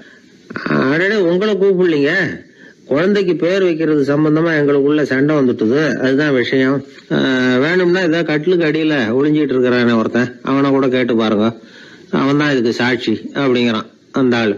உடனே எல்லாரும் விஷயத்த புரிஞ்சுக்கிட்டு திருடனை பிடிச்சி போலீஸ்ல ஒப்படைச்சிட்டாங்களாம். நெருக்கடியான நேரங்கள்ல பதறாம புத்திசாலித்தனமா செயல்படணுங்கிறத தெரிஞ்சுக்கிறதுக்காக இந்த கதை. புத்திசாலித்தனமா செயல்படுற ஒரு குடும்ப தலைவி இருக்காங்க. அவங்க என்ன செய்வாங்க தெரியுமா, எல்லாரும் ராத்திரி ஆனா வீட்டை உள்பக்கமா பூட்டி விட்டு தானே படுப்பாங்க. ஆனா அந்த அம்மா என்ன பண்ணுவாங்கன்னா வீட்டை வெளிப்பக்கமா ஒரு பூட்டு போட்டு பூட்டி விடுவாங்க. எழுத்த வீட்டுக்காரங்க கிட்ட சொல்லி தினமும் இப்படி பூட்டி விட சொல்றது பழக்கம். ஏங்க அப்படி செய்யறீங்க, திருடன் சுலபமா உள்ளே வந்துடக்கூடாதுங்கிறதுக்காகவா அப்படின்னு கேட்டாங்க. இல்லைங்க, சுலபமா வெளியில போயிடக்கூடாதுங்கிறதுக்காக அப்படின்னாங்க. என்னங்க சொல்றீங்க அப்படின்னு கேட்டாங்க. ஆமாங்க, இவருக்கு அந்த பழக்கம் உண்டு அப்படின்னு தன்னுடைய வீட்டுக்காரரை காட்டினாங்க. பக்கத்து வீடுகள் பத்திரமா இருக்கணுங்கிறதுக்காக தன்னுடைய வீட்டை பூட்டி வைக்கிறது ஒரு பெரிய விஷயம் தானே. மகாபாரத யுத்தம் முடிஞ்சது. தர்மர் சக்கரவர்த்தி ஆனார். பீஷ்மர் யுத்த பூமியில அம்பு படுக்கையில படுத்து கிடக்கிறார், உயிரை விட போறார். சூரியன் வட திசை அடையிற உத்தராயண புண்ணிய காலத்தை எதிர்பார்த்து காத்துக்கிட்டு இருக்கிறார். அந்த சமயத்துல தர்மர் கண்ணங்கிட்ட அனுமதி வாங்கிட்டு பீஷ்மரை பாக்கிறதுக்காக குருக்ஷேத்திரத்துக்கு வரார். தம்பிமார்கள், திரௌபதி எல்லாரும் கூட வர்றாங்க. பீஷ்மரை பார்த்து எல்லாரும் வணங்குறாங்க. யுதிஷ்டர் பீஷ்மர்கிட்ட வர்ணம், ஆசிரமம், மக்கள் கடமை, அரசருடைய கடமை, இது மாதிரி விஷயங்களை பத்தி நிறைய கேள்விகள்லாம் கேட்கிறார். அவரு ஒவ்வொன்னா கேட்டுக்கிட்டு இருக்கிறாரு. பீஷ்மரும் அதுக்கு தகுந்த பதில் சொல்லிட்டு இருக்கிறார். இப்படி பீஷ்மர் யுதிஷ்டருக்கு தர்மோபதேசம் செஞ்சுக்கிட்டு இருக்கிறப்போ திரௌபதிக்கு சிரிப்பு வந்துட்டுதான். கழுக்குன்னு அந்த அம்மா சிரிச்சுட்டாங்க. அந்த சத்தத்தை கேட்ட பீஷ்மர் தர்மோபதேசத்தை பாதியில நிறுத்தினார். திரௌபதியை பார்த்தார். மகளே ஏம்மா சிரிச்சேன்னு கேட்டார். என்ன மன்னிச்சிருங்க பிதாமகரே, ஏதோ தெரியாம சிரிச்சுட்டேன்னாங்க அவங்க. குழந்தாய், உன்ன மாதிரியே உள்ள உத்தம பெண்கள் காரணம் இல்லாம பலர் முன்னிலையில இப்படி சிரிக்க மாட்டாங்க, வெக்கப்படாம விஷயத்தை சொல்லுன்னாரு அவர். திரௌபதிக்கு கண் கலங்க ஆரம்பிச்சு. சுவாமி, நீங்க இப்போ இவ்வளவு தர்மோபதேசம் பண்ணிட்டு இருக்கிறீங்க, இத பாக்குறப்ப எனக்கு திடீர்னு ஒரு சந்தேகம் வந்துட்டுது. அதாவது இன்னைக்கு தர்மத்துக்கு இவ்வளவு சிறந்த விளக்கத்தை கொடுக்கிற இதே பிதாமகர் அன்னைக்கு கௌரவர் சபையில துச்சாதனன் என்ன மானபங்கப்படுத்த முயற்சி பண்ணினப்போ வாய் மூடி மௌனமா பாத்துக்கிட்டு சும்மா தானே இருந்தார். அந்த சமயத்துல இவ்வளவு ஞானத்தையும் எங்கே விட்டு வச்சிருந்தார்? ஒருவேளை அதுக்கப்புறம் தான் இந்த தர்ம விஷயங்களை எல்லாம் கத்துக்கிட்டாரா அப்படின்னு யோசிச்சுட்டு இருக்கிறேன். அப்படி யோசிச்சப்பதான் அந்த சிரிப்பு வந்துட்டுது, என்ன மன்னிச்சிருங்க அப்படின்னாங்களாம். பிதாமகர் இதுக்கு அமைதியா பதில் சொல்ல ஆரம்பிச்சார். குழந்தாய், உன்னோட கேள்வி நியாயமானதுதான். இதுல உன்னை நான் மன்னிக்கிறதுக்கு என்னமா இருக்கு? துரியோதனன் சபையில நான் இருந்தப்போ எனக்கு அந்த அறிவு இருக்கதான் செய்தது. ஆனா துஷ்டனான துரியோதனன் உணவை நான் இப்ப சாப்பிட்டுக்கிட்டு இருந்தேன், அவன் போட்ட சாப்பாட்டை சாப்பிட்டுக்கிட்டு இருந்தேன். அது காரணமா என்னுடைய அறிவு மழுங்கி போச்சு. நல்லது கெட்டதை பத்தி ஆலோசிக்க முடியாம போயிட்டுது. தீயவர்கள் போடுற சாப்பாட்டை சாப்பிட்டா சாப்பிடுறவனுடைய மனமும் உடம்பும் கெட்டு போடும் அப்படின்னு சாஸ்திரம்லாம் சொல்லுது. ஆனா இப்போ போர்ல அர்ஜுனன் என் மேல எய்த அம்புகளால என் உடம்புல இருந்த ரத்தம் எல்லாம் வெளியேறி போச்சு. கெட்ட உணவை சாப்பிட்டதுனால உண்டான ரத்தம் பூராவும் இப்ப உடம்பு விட்டு வெளில போயிட்டுது. அதனால என் புத்தியும் தெளிஞ்சுட்டுது. அதனாலதான் இப்போ இந்த அளவுக்கு தர்மத்தின் தத்துவங்களை சரியா எடுத்து சொல்ல முடிஞ்சது அப்படின்னு பீஷ்மர். இதுல இருந்து நாம தெரிஞ்சுக்க வேண்டியது என்னன்னா, யாரு சாப்பிட கூப்பிட்டாலும் உடனே முண்டி அடிச்சுக்கிட்டு கிளம்பி போய் முதல் பந்தியில உட்காந்துடக்கூடாது. கூப்பிடுறவங்க எப்படிப்பட்டவங்க, நல்லவங்களா கெட்டவங்களா அப்படின்னு எல்லாம் யோசிச்சு பாக்கணுமா. கெட்ட எண்ணத்தோட போடப்படுகிற சாப்பாடு புத்தியை மழுங்கடிச்சிரும் அப்படிங்கறது ஒரு பெரிய இந்த காலத்துல பெரியவங்க சொல்ற ஒரு உண்மை. எத்தனையோ பேர் பெரிய உத்தியோகத்துல இருக்கிறவங்கள விருந்துக்கு கூப்பிட்டு சாப்பிட்டு முடிச்ச கையோட முக்கியமான பேப்பர்ல எல்லாம் கையெழுத்து வாங்கிட்டு விட்டுருவாங்களே. கூப்பிடுறவங்க மனசை புரிஞ்சுக்கிட்டு அதுக்கப்புறம் போறதா வேண்டாமா அப்படிங்கறத முடிவு பண்ணணும். சாப்பாட்டுல அவ்வளவு விஷயம் இருக்குது. பீஷ்மருக்கே அந்த நிலைமைன்னா நாமெல்லாம் ஏமாத்திரம். சில சந்தர்ப்பங்கள்ல சாப்பாடு புத்தியில ஒரு தெளிவு உண்டாக்குறதும் உண்டு. ஒரு ஊருக்கு ஒரு பெரிய மகான் வந்தார். அவர் சாப்பிடுறதே இல்லை, எப்போவாவது கொஞ்சம் தண்ணி பால், அவ்வளவுதான். ருசியெல்லாம் கடந்தவர். அவர்கிட்ட எல்லாரும் போய் ஆசீர்வாதம் வாங்கினாங்க. அந்த ஊர்ல ஒரு ஹோட்டல், அதோட முதலாளி ஒருத்தர், அவரும் அந்த மகான் கிட்ட ஆசீர்வாதம் வாங்கறதுக்காக போனார். அவரு முன்னாடி போய் பணிவா நின்னார். துண்டை இடுப்புல கட்டிக்கிட்டு காலில் விழறதுக்காக போனார். அதுக்கு முன்னாடி அந்த மகான் எழுந்திருச்சு இவர் காலில் விழுந்துட்டார். ஹோட்டல் முதலாளி பதறி போயிட்டார். சுவாமி, என்ன இது அபச்சாரம், நீங்க தான் என்ன ஆசீர்வாதம் பண்ணணும்னார். அதுக்கு அந்த சாமியார் சொன்னார், அப்படி இல்லைங்க, நீங்க தான் என்ன ஆசீர்வாதம் பண்ணணும். ஏன்னா கொஞ்ச காலத்துக்கு முன்னாடி உங்க ஹோட்டல்ல தான் நான் வந்து அக்கௌண்ட் வச்சு சாப்பிட்டுக்கிட்டு இருந்தேன். இன்னைக்கு நான் ருசியெல்லாம் கடந்து வெறுத்து ஞானியா போறதுக்கு நீங்க தான் காரணம், உங்க சாப்பாடு தான் காரணம் அப்படின்னாரு. பத்திரிகையில வர்ற செய்திகளை கூட நகைச்சுவையா சொல்றது உண்டு. அதாவது அதை நேரடியா சொன்னா வானொலியில அனுமதிக்க மாட்டாங்க சில விஷயங்களை. அது சின்னாருக்கு கௌரவ குறைச்சல், அதை வேடிக்கை கலந்து நகைச்சுவோடு சொல்லும் பொழுது அதை அனுமதிச்சிருவாங்க. அப்ப அந்த விசாரணை கமிஷன் அது இது நிறைய நடந்துகிட்டு இருந்தது. டெல்லியில இருந்து அமலாக்க பிரிவு அதிகாரிகள்லாம் வராங்க போறாங்கன்னு பத்திரிகையில அமர்க்கலப்பட்ட இடம். அந்த நேரம் வந்து நான் ஒரு ரேடியோவில் ஒரு செய்தியை தயார் பண்றோம். அப்ப என்ன பண்ணேன்னா, இது மாதிரி அந்த பத்திரிகை செய்தியை வச்சுக்கிட்டே ஒரு செய்தி சொன்னோம், இன்னொரு தகவல் சொல்லி. அதனால ஒருத்தன் வந்து தமிழ்நாட்டுல ஒரு ஆள், அவன் திடீர்னு வந்து கோடீஸ்வரன் ஆயிட்டான். நேற்று வரைக்கும் சாதாரணமா இருந்தா இன்னைக்கு கோடீஸ்வரன் ஆயிட்டான். டெல்லியில இருந்து 2 அதிகாரிகள் வராங்க, எப்படி அவன் பணம் சேர்த்தான்னு கண்டுபிடிக்கிறதுக்கு. அவனை கூப்பிட்டு 2 அதிகாரிகளும் எப்படிடா பணம் சேர்த்த? நான் ஒன்னும் தப்பான வழியில பணம் சேர்க்கல சார், நான் வந்து பந்தயம் கட்டியே பணக்காரன் ஆயிட்டேன். பந்தயம் கட்டி எப்படிடா பணக்காரன் ஆக முடியும் அப்படின்னா, நீங்க நம்புங்க சார், நான் பந்தயம் கட்டி தான் பணக்காரன், தப்பான வழியில சேரல சார். பந்தயம் கட்டி எப்படிடா கோடீஸ்வரன் ஆனு அப்படின்னா, நாங்க நம்ப முடியாதுன்றான் விசாரிக்க வந்தவன். அப்படின்னா உங்ககிட்ட ஒரு பந்தயம் கட்டட்டுமான்றான் விசாரிக்க வந்தவன்ட்டிய. என்னடா பந்தயம் அப்படின்னா, ஒண்ணுமில்ல சார், இது என் கண்ணு, இது என் பல்லு, என் கண்ணை என் பல்லாலேயே கடிக்கிறேன், எவ்வளவு பந்தயம். விசாரிக்க வந்தவன் 100 ரூபாய் எடுத்து வச்சான், இதை ப்ரூவ் பண்றான்னு. அப்படியே கண்ணை எடுத்துட்டான். அது பளிங்கு கண்ணு, ஏற்கனவே ஒரு கண்ணு பளிங்கு கண்ணு வச்சுனா எடுத்து கடிச்சு விட்டான். இது விசாரிக்க வந்தாலும் 100 ரூபாய் விட்டுட்டு நிக்கிறான். எப்படி பணம் சேர்த்தான்னு வந்தவன். உடனே இன்னொருத்தன், இவன்ட்ட என்னடா பேச்சு கொடுக்காரா, நம்ம பணம் தான் அங்க போயிட்டு இருக்கு, உனக்கு விசாரிக்க தெரியல, போடா நான் விசாரிக்கிறேன்னு அடுத்த வந்தான். அது நீ ஒழுங்கா சொல்றேன், எப்படிடா பணம் சேர்த்தேன் சார், நீங்க கொஞ்சம் புத்திசாலியா தெரியுது அவரை விட, நீங்களாவது நம்புங்க சார், பந்தயம் கட்டி தான் பணம் சேர்த்தேன், நான் நம்ப முடியாது அப்படின்னா உங்ககிட்ட இன்னொரு பந்தயம் கட்டட்டுமா அப்படின்றான். வேண்டாம், அவனை ஏமாத்தி விட்டேன் ஆள வேண்டான்றான். இல்ல சார், அவரு ஏமாந்தது பொய் கண்ணு, பளிங்கு கண்ணுன்னு தெரியாது, ஏமாந்துட்டார். இப்போ உங்ககிட்ட பந்தயம் கட்டது நெஜம் கண்ணு, இந்த பக்கம் பளிங்கு கண்ணு கிடையாது, நெஜம் கண்ணு, இதை பல்லால கடிக்கிறேன் அப்படின்னா அவன் ஒரு 100 ரூபாய் எடுத்து வச்சான். இவன் அப்படியே பல்செட்டை கேட்டினான் தனியா, அப்படியே கேட்டு கடிச்சு விட்டான். அதையும் விட்டுட்டான். இவன் உடனே 2 பேரும், இவன்கிட்ட பேச பேச நம்ம பணம் தான் அவன்கிட்ட போயிட்டு இருக்கு, இவன் எப்படி பணம் சேர்த்தான்னு கண்டுபிடிக்கிறதுக்கு டெல்லியில இருந்து வந்திருக்கோம், இவன் மேற்கொண்டு பேசாத, பேச பேச பந்தயம் கட்டுவான். திரும்பி போறதுக்கு ரயிலுக்கு டிக்கெட்டு சரியா இருக்கா பாடுறான்றான். அவன் கரெக்டா எண்ணி பார்த்து கரெக்டா இருக்குப்பா, மேற்கொண்டு பேசாத, அவன்கிட்ட நம்ம போயிடுவோம், போய் நம்ம அதிகாரிகிட்ட சொல்லிடுவோம்னு சொல்லி போயிட்டு வரேன் சார் அப்படின்னு சொல்லிட்டு மரியாதை போயிட்டாங்க. போய் டெல்லியில பெரிய அதிகாரிகிட்ட போய், சார் அவன்கிட்ட வந்து விசாரிச்சு பார்த்தோம் சார், தமிழ்நாட்டுல பந்தயம் கட்டி தான் பணம் சேர்த்தேன்னு சாதிக்கிறான், எங்ககிட்ட ஒரு 200 ரூபாய் வாங்கிட்டான் சார் அப்படின்னு. அவருக்கு கோவம் வந்துட்டுது. இந்தியாவுக்கே தலைமை அதிகாரி, இதுக்காகவாடா நீங்க இருக்கீங்க, எத்தனை பேர் இருக்கீங்க உங்களை மாதிரி ஜூனியர் ஆபீசர்ஸ் நம்ம ஆபீஸ்ல இந்தியா பூரா விசாரிக்கிறதுக்கு அப்படின்னா 30 பேர் இருக்கோம் சார். 30 பேருக்கு அனுபவம் பத்தாது, நான் இந்தியாவுக்கே தலைமை அதிகாரி, அனுபவம் ஜாஸ்தி, உங்களுக்கு ட்ரைனிங் கொடுக்கணும் எப்படி ஒருத்தரை விசாரிக்கிறதுன்னு. 30 பேரும் ஒரு ரூம்ல வந்து உட்காருங்க, ஒரு ஆள் போய் அந்த ஆள் தமிழ்நாட்டுல இருந்து இங்க கூப்பிட்டுட்டு வா, வர்ற வரைக்கும் அவன்கிட்ட பேசாதீங்க, பந்தயம் கட்டுவான், மெதுவா கொண்டு வந்து நிறுத்து அப்படின்னா ஒரு ஆள் வந்து ஸ்பெஷலா கூப்பிட்டு போட்டான். இது மாதிரி மேடையில நிறுத்திவிட்டு ஒரு தலைமை அதிகாரி 30 ஜூனியர் அதிகாரிகள் அவங்களுக்கு பயிற்சி கொடுக்குறார். இவனை பார்த்து, ஒழுங்கா சொல்லு, எப்படி பணம் சேர்த்த, நான் இந்தியாவுக்கே தலைமை அதிகாரி, என்கிட்ட உண்மையை ஒத்துக்கிட்டீங்கன்னா உன்னை அப்ரூவர் ஆக்கிடுவேன் அல்லது தண்டனையை குறைப்பேன், அந்த அதிகாரம்லாம் என்கிட்ட உண்டு, ஒழுங்கா சொல்லு அப்படிங்கிறார். அவர், சார் நீங்க இந்தியாவுக்கே தலைமை அதிகாரி, அனுபவம் ஜாஸ்தி, நீங்களாவது நம்புங்க சார், நான் பந்தயம் கட்டி தான் பணம் சேர்த்தேங்கிறான். இங்கேயே வந்து இப்படி சாதிக்கிறேன், உன்னை நம்ப முடியாதரா அப்படின்னா உங்ககிட்ட ஒரு பந்தயம் கட்டட்டுமா நானா அவர்கிட்ட போய், வேணாண்டா என் ஆளை ஏமாத்தி விட்டேன் அப்படின்னா. இல்ல சார், அவங்க ஏமாந்தது என் உடம்ப பத்தின ரகசியம், என் கண்ணு பளிங்கு கண்ணுன்னு தெரியாது, நான் பல்செட்டு கட்டியிருந்தது தெரியாது, ஏமாந்துட்டாங்க. இப்ப நான் உங்ககிட்ட கட்டுற பந்தயம் உங்க உடம்ப பத்தின ரகசியம். என் உடம்புல என்னடா ரகசியம், முதுகுல, உங்க முதுகுல 1 ரூபா அகலத்துக்கு கருப்பா ஒரு மச்சம் இருக்கு, உண்டா இல்லையானா? இல்லேன்னு தெரியும் அவருக்கு. இல்லடா, நேத்து வரைக்கும் இல்ல சார், இப்ப இருக்குது மச்சம் அப்படின்னு. உடனே 100 ரூபாய் எடுத்து வச்சார் அவர் தலைமை அதிகாரி. ஒரு 100 ரூபாய் வச்சு சட்டையை கட்டி காட்டுறாரு, மச்சம் இல்ல. இவன் தோத்துட்டான், இங்கிருந்து போனவன். உடனே 200 ரூபாய் எடுத்து வச்சுக்கிட்டு, தோழர்களே இப்படிதான் ஒருத்தரை விசாரிக்கணும், என்கிட்ட இவன் ஏமாந்துட்டான் பாருங்க, துருவி துருவி விசாரிக்கிறதுன்னு சொல்றாங்களே இதுதான் அப்படின்னு விளக்கம் கொடுத்தாரு. அப்போ இவன் மெதுவா ஆரம்பிச்சானா, சார் இந்த பந்தயத்துல உங்களுக்கு 200 ரூபாய் லாபம், ஆனா இதே பந்தயத்துல எனக்கு 2900 ரூபாய் லாபம் சார் அப்படின்றான். என்னடா பண்ண அப்படின்னு கேட்டிருக்காரு. உங்களுக்கு தெரியாம இந்த 30 பேர்கிட்டையும் தனித்தனியா ஒரு பந்தயம் கட்டியிருக்கேன். 30 பேர்கிட்ட என்னடா பந்தயம் கட்டினேன், ஒண்ணும் இல்ல சார், உங்க எல்லாரும் முன்னாடியும் உங்க மேல் அதிகாரியை சட்டையை கேட்ட வைக்கிறேன். அவங்களுக்கு பந்தயம் கட்டினேன் போயிட்டு உங்க பூரா எனக்கு ஒரு 2,900 ரூபாய் ஆகணும். அவரு பார்த்தா அதிர்ச்சி ஆயிட்டாரு. தலைமை சார் நீங்க போங்க சார் அப்படின்னு சொல்லி ஒரு ஆளை கொண்டு போய் சாரை கொண்டு போய் மரியாதையா பக்கத்து ரூம்ல விட்டாங்க. இனிமே அவர்கிட்ட யாரும் பேசாதீங்க வாங்கன்னு சொல்லிவிட்டு, அதுக்கப்புறம் தோழர்களே இவர் பேச ஆரம்பிச்சாரு. தோழர்களே இனிமே யாரும் தமிழ்நாட்டு பக்கம் விசாரிக்க போகாதீங்க. நீங்க யாராவது போறதுன்னா மத்திய பிரதேசம், உத்தரப்பிரதேசம், இப்படி எத்தனையோ பிரதேசம் இருக்கு, போயிட்டு வாங்க. தமிழ்நாட்டுக்கு மட்டும் போகாதீங்க, ஏன்னா அங்க போனா நம்ம பணத்துக்கு ஆபத்து வந்துருது அப்படின்னு சொன்னாருன்னு இந்த கதையை ரேடியோவில் சொன்னேன். இந்த கதையை உண்மை சம்பவமா சொன்னா அனுமதிச்சிருக்க மாட்டாங்க.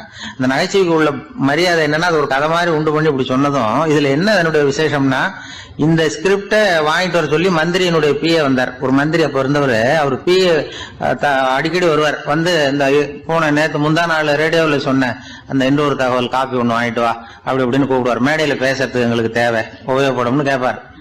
அவரு இந்த நிகழ்ச்சி வந்தப்போ உடனே அன்னைக்கு வந்துட்டார் அந்த பிஏ. இன்னைக்கு காலையில சொன்னீங்களே சார், மந்திரி கேட்கிறாரு மேடையில பேசுறதுக்கு அப்படின்னு. நான் அப்பதான் ஆச்சரியப்பட்டேன். பாருங்க, இந்த நகைச்சுவைக்கு உள்ள மரியாதை அவரே கேட்கிறார். சொல்லப்பட்டதே அவரை பத்தி தாங்கிறது தெரியாம அவரே எப்படி சொல்ல, அதுதான் சிரிப்புக்குள்ள மரியாதைங்கிறது. அது யாரை பத்தி சொல்றோமோ அவருக்கு தெரியாம கூட சொல்லலாம். அதை அப்படி இது உண்மையில நடந்த சம்பவம். அந்த அமைச்சர் இப்ப இல்ல, உயிரோட எல்லாம் இருந்து வாங்கிட்டு இருந்தார். கிராமத்துல ஒருத்தன் வந்து தன்னுடைய நகங்களை வெட்டிக்கிட்டு இருந்தான். வெட்டி முடிச்சதும் ஒரு வயசானவர் அவனை பார்த்து, அதெல்லாம் அடுத்தவன் கண்ணில் படுறது மாதிரி போட்டுறாதப்பா, ஆபத்துன்னார். என்ன ஆபத்துன்னு கேட்டான் இவன். எவனாவது பில்லி சூனியம் வைக்கிறவன் எடுத்துட்டு போயிட போறான் அப்படின்னாரு அவர். வேண்டாத ஒருத்தனுக்கு ஏதாவது கெடுதல் பண்ணணும்னா உடனே மந்திரவாதியை தேடி போறது உண்டு. மந்திரவாதி என்ன பண்ணுவாருன்னா, யாருக்கு சூன்யம் வைக்கணுமோ அவனோட காலடி மண்ணு, முடி, நகம் இதையெல்லாம் அவனுக்கு தெரியாம எடுத்துட்டு வா அப்படிம்பார். இது மட்டும் இல்ல, அழுக்கு துணி, பேரு, மனித உருவம் மாதிரி செய்யப்பட்ட பொம்மை இதையெல்லாம் கூட மந்திரவாதிகள் பயன்படுத்துறது உண்டு. இதெல்லாம் ஏமாத்து வேலை. மனிதனுடைய முடி, நகம் இதெல்லாம் வெட்ட வெட்ட வளருது இல்லையா, அதனால அதுக்குள்ள உயிர் இருக்கிறதாக ஆதி மனிதர்கள் நம்பி இருப்பாங்க. அதனால மனுஷங்கிட்ட இருந்து அதெல்லாம் பிரிக்கப்பட்ட பிறகும் கூட அதுகளுக்கும் அந்த மனுஷனுக்கும் தொடர்பு இருக்கிறதாக அவங்க நம்பினாங்க. அந்த நம்பிக்கை தொடர்ந்து வந்து அதோட விளைவாதான் இன்னைக்கு மந்திரவாதிகள் நகத்தையும் முடியையும் எடுக்கிறாங்க. அந்த நகத்துக்கும் முடிக்கும் ஒரு பாதிப்பு உண்டாக்குனா அது சம்பந்தப்பட்டவனுக்கு போய் சேரும் அப்படிங்கிறது அவங்க நினைப்பு. அவ்வளவுதான் விஷயம். இது மாதிரி நம்பிக்கைகள் தான் இன்னைக்கு நகம், முடி இதையெல்லாம் மற்றவங்க கண்ணில் படும்படி போடக்கூடாது அப்படிங்கிற வழக்கத்தை உண்டாகி விட்டுது. ஒருத்தர் பேரு என்னன்னு கேட்டு தெரிஞ்சுட்டு போய் அந்த பேரை வச்சு அவனோட ராசி பலனை கணிச்சு அவனுக்கு ஏற்பட இருக்கிற கெட்ட நேரத்துல அவனுக்கு சூன்யம் வச்சா அது உடனே பலிக்கும் அப்படின்னு ஒரு நம்பிக்கை. அது மட்டும் இல்ல, சூன்ய தகட்டுல பேரை எழுதி புதைக்கிறதும் உண்டு. இதனாலதான் பெண்கள் வந்து கணவன் பேரை சொல்லாத பழக்கம் ஏற்பட்டுதான். அதாவது பேரை கேட்டுக்கிட்டு போய் ஏதாவது கெடுதல் பண்ணிவிட்டா என்ன பண்றது அப்படிங்கிற பயம். அப்படி ஆரம்பிச்ச பழக்கம்தான் இன்னைக்கு ஏதோ மரியாதைக்காக கணவன் பேரை வந்து பிறர் முன்னிலையில சொல்றது இல்லை அப்படிங்கிறது மாதிரி ஆயிட்டுது. மந்திரவாதிகள் நம்ம ஊர்ல மட்டும்தான் இருக்கிறாங்கன்னு நினைக்காதீங்க, உலகம் பூரா உண்டு. பிசி தீவில் வாழக்கூடிய மக்கள் என்ன செய்வாங்களாம் தெரியுமா? இது மாதிரி மாந்திரீகம், செய்வன, பில்லி, சூனியம் இதெல்லாம் தங்களை பாதிக்காம இருக்கிறதுக்காக வீட்டை சுத்தி அகழி வெட்டி அதுல தண்ணீரை வந்து நிரப்பி வச்சிருவாங்களாம். ஆஸ்திரேலியாவில் இருக்கக்கூடிய பழங்குடி மக்கள் கிட்ட ஒரு பழக்கம், ஏதாவது பழங்கள் சாப்பிட்டா அதோட விதைய தண்ணீர்லயோ அல்லது ஆத்துலயோ போட்டுருவாங்களாம். வெளியில போட்டுட்டா அதை எடுத்து செய்வினைக்கு பயன்படுத்திடுவாங்க அப்படிங்கிற பயம்.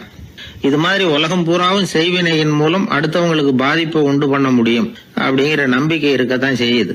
பொதுவா எல்லா ஊர்லயுமே நகம், முடி, காலடி மண்ணு, மனித உருவ பொம்மை இததான் மந்திரவாதிகள் பயன்படுத்துறாங்களாம். இந்த பில்லி, சூனியம், செய்வினை இதுல இருக்கிற உண்மை என்ன தெரியுமா? நகமோ முடியோ எதையும் செய்யறது இல்ல, சம்பந்தப்பட்டவனுக்கு ஏற்படுற பயம் இருக்கு பாருங்க, அதுதான் பாதிக்கும். இது மனநிலையை பொறுத்த விஷயம். வேற விஞ்ஞான ரீதியான பாதிப்பு இதுல வந்து எதுவும் கிடையாது. நம்ம ஊர்ல ஏற்பட்ட பகுத்தறிவு சிந்தனைகள், மூட நம்பிக்கைகளை எவ்வளவோ குறைச்சிருக்குது. இருந்தாலும் ஏமாந்து போறவங்க இன்னும் இருந்துகிட்டு தான் இருக்கிறாங்க. இந்த காலத்துல சின்ன குழந்தைகளை கூட ஏமாத்துறது கஷ்டம். ஒரு குழந்தை கேட்டுதான், ஏன்பா பிரார்த்தனை பண்ணுனா நமக்கு எல்லாம் கிடைக்குமா அப்படின்னு தான். ஓ கிடைக்குமே அப்படின்னாராம் அப்பா. நீ வச்சிருக்கிறிய பேனா அது கூட கிடைக்குமா அப்படின்னு கேட்டுதான் குழந்தை. ஓ கிடைக்கும் அப்படின்னாராம். அப்படின்னா நீ வச்சிருக்கிற பேனாவை என்கிட்ட கொடுத்துரு, அதுக்கப்புறம் நீ பிரார்த்தனை பண்ணி வேற ஒரு பேனாவை வாங்கிக்கோ அப்படின்னு தான் அந்த சின்ன குழந்தை. ஒரு ராஜா இருந்தார். அவர் ஒரு பெரிய கோயில் கட்டினார். பல ஊர்கள்ல இருந்து சிற்பிகள்லாம் கொண்டுகிட்டு வந்தார். அழகழகா சிற்பங்களை செய்ய சொன்னார். ஊர்ல உள்ள ஜனங்களும் கோயில் கட்டுறதுக்கு அவங்களால முடிஞ்ச உதவியை செஞ்சாங்க. ராத்திரி பகலா வேலை நடக்குது. கோயில் கொஞ்சம் கொஞ்சமா வசந்துகிட்டே வந்துட்டுது. அந்த ஊர்ல ஒரு வயசான அம்மா இருந்தாங்க, ரொம்ப ஏழை. அவங்களுக்கு மனசுக்குள்ள ஒரு உறுத்தல், இந்த ஊர்ல எல்லாரும் இந்த கோவில் கட்டுறதுக்கு அவங்களால முடிஞ்ச உதவியை பண்ணிட்டு இருக்கிறாங்க, நம்மளால ஒன்றும் பண்ண முடியலையே அப்படின்னு நினைச்சு கவலைப்பட்டாங்க. அவங்களுக்கு மனசு கேட்கல, ஏதாவது செய்யணும் நம்மளால முடிஞ்சது அப்படின்னு யோசனை பண்ணாங்க. நல்ல வெயில் நேரத்துல சிற்பிகள்லாம் ரொம்ப சிரமப்பட்டு சிலை வடிச்சுக்கிட்டு இருக்கிறாங்கல்ல, அவங்களுக்கு அந்த நேரம் தாகம் எடுக்குமே, அதனால சிரமப்பட்டு ஒரு குடத்துல தண்ணி எடுத்துக்கிட்டு அதை இடுப்புல வச்சுக்கிட்டு மெதுவா கொண்டுகிட்டு அங்க போறது அப்படின்னு முடிவு பண்ணிட்டு அந்த அம்மா போச்சு. அங்க போய் வேலை செய்யறவங்களுக்கு தாகம் எடுக்கிற போலாம் ஒரு கோவலையில தண்ணியை எடுத்து கொடுத்துக்கிட்டு இருக்கிறது. இப்படியே பண்ண ஆரம்பிச்சுட்டு அந்த அம்மா. ஏதோ அந்த அம்மாவால முடிஞ்ச ஒரு சின்ன உதவி அது. இப்படி கொஞ்சம் கொஞ்சமா வேலை நடந்தது. கோபுரம் வசந்தது, எல்லா வேலையும் முடிஞ்சது. இனிமே கடைசியா கற்ப கிரகத்தின் மேல விமானம் அமைக்க வேண்டியதுதான் பாக்கி. அந்த வேலையும் ஆரம்பமாச்சு. அந்த சிற்பிகள்லயே அனுபவசாலியான ஒருத்தர் இந்த அம்மாவை தேடிட்டு வந்தார். பாட்டி, உங்ககிட்ட இருக்கிற ஏதாவது ஒரு பொருளை கொடுங்க, அந்த விமானத்துல வைக்கலாம் அப்படின்னு நாங்க நினைக்கிறோம் அப்படின்னார். இந்த அம்மாவுக்கு ஒன்றும் புரியல. ஏதாவது இருந்தாவில கொடுக்கலாம், எதுவும் இல்லையே, என்ன பண்றது யோசனை பண்ணாங்க. இத பாருப்பா, என்கிட்ட என்ன இருக்கு, இந்த வாசப்படியில கிடக்குது, இந்த கல்லு தான் இருக்குது, வேணும்னா இத எடுத்துட்டு போங்க அப்படின்னாங்க. உடனே அந்த கல்லை பேத்து எடுத்துட்டு போயிட்டாங்க அவங்க. அங்க போய் பார்த்தா என்ன ஆச்சரியம், அந்த விமானத்து உச்சியில கலசங்களை அமைக்கிறதுக்கான பிரம்ம எந்திரத்தை மூடுற கருங்கல் ஒண்ணு தேவையா இருந்தது. இவங்க எடுத்துக்கிட்டு போன கல்லு அதுக்கு ரொம்ப பொருத்தமா அமைஞ்சு போச்சு. ஏதோ அதுக்காகவே அளவெடுத்து செஞ்சது மாதிரி அமைஞ்சுட்டுது. அந்த கல்லையே அங்க அப்படியே பதிச்சுட்டாங்க. ஒரு வழியா கோவிலை கட்டி முடிச்சாங்க. அடுத்தது கும்பாபிஷேகம். அதுவும் ரொம்ப சிறப்பா கோலாகலமா நடந்து முடிஞ்சது. இவ்வளவையும் பார்த்த அந்த ராஜாவுக்கு மனசுக்குள்ள ரொம்ப பெருமையா இருந்தது. இவ்வளவு பெருசா இந்த கோவில் உருவாகிறதுக்கும் இவ்வளவு சிறப்பா இந்த விழா நடக்கிறதுக்கும் நாம தானே காரணம் அப்படின்னு மனசுக்குள்ள நினைச்சுக்கிட்டார். இப்படி நினைச்சுக்கிட்டே அன்னைக்கு ராத்திரி அரண்மனையில படுத்து தூங்கினார். உடனே ஒரு கனவு. ஆண்டவனே அந்த ராஜாவோட கனவுல வந்தார். ராஜா ஆண்டவனை வணங்கினார். இறைவா, உங்களுக்காக நான் கட்டி இருக்கிற கோவில் எப்படி இருக்குது, நல்லா இருக்குதா அப்படின்னு கேட்டார் ராஜா. அதுக்கு இறைவன் சொன்ன பதில் என்ன தெரியுமா, நீ கட்டின கோவில்ல அந்த கிழவியோட நிழல்ல நான் சுகமா இருக்கிறேன் அப்படின்னாராம். இப்படி சொல்லிவிட்டு கடவுள் மறைஞ்சுட்டார். கனவு கலைஞ்சது. ராஜா விசாரிச்சார், யார் அந்த கிழவி அப்படின்னு. எல்லாரும் விவரத்தை சொன்னாங்க. அப்பதான் ராஜா நினைச்சு பார்த்தார், இந்த கோவிலை நானே கட்டினதாக ரொம்ப பெருமைப்பட்டுக்கிட்டேன். ஆனா அந்த வயசான அம்மா வீட்டு வாசல்ல கிடந்த கல்லு அது இறைவனுக்கு சுகமான நிழல் கொடுக்கறதாக சொல்றாரு அப்படிங்கறத எண்ணி பார்த்தார். நான்கிற எண்ணம் நழுவி போயிட்டுதான். கோபுரம் எவ்வளவு பெருசுங்கிறது முக்கியம் இல்ல, குணம் எவ்வளவு பெருசுங்கிறது தான் முக்கியம். அந்த வயசான அம்மா நம்ம நாட்டுல வாழறது தான் நமக்கு உண்மையான பெருமை அப்படின்னு நினைச்சாராம் ராஜா. இந்த காலத்திலயும் ஒரு ஊர்ல ஒரு கோவில் கட்டினாங்க. எல்லா ஜனங்களும் அவங்களால முடிஞ்சதை செஞ்சாங்க. நம்மால் ஒருத்தன் அந்த திருப்பணி குழு தலைவரை போய் பார்த்தான். நான் ஏதாவது ஒத்துழைக்கணுமா ஐயா அப்படின்னு ரொம்ப பணிவா கேட்டான். திருப்பணி குழு தலைவர் சொன்னார், இத பாருப்பா, இந்த கோவில் கட்டி முடிக்கிற வரைக்கும் உன்னுடைய ஒத்துழைப்பு எதுவும் தேவையில்லை. கட்டி முடிச்சு கும்பாபிஷேகம் ஆனதுக்கு அப்புறம் தான் உன்னுடைய ஒத்துழைப்பு ரொம்ப அவசியம் அப்படின்னார். அதுக்கப்புறம் நான் என்ன செய்யணும் சொல்லுங்கன்னா, இவன் இந்த சாமி சிலையை நீ திருடிட்டு போகாம இருக்கணும், அவ்வளவுதான் அப்படின்னாராம் அவர். ஆங்கிலேய ஆட்சி இந்தியாவில் நடந்துகிட்டு இருந்த காலம். மூதறிஞர் ராஜாஜி சேலத்துல வழக்கறிஞரா தொழில் நடத்திக்கிட்டு இருக்கிறார். அவர் ஒரு சமயம் தன்கிட்ட வேலை செஞ்சுக்கிட்டு இருந்த பணியாளர் ஒருத்தரை கூப்பிட்டார்.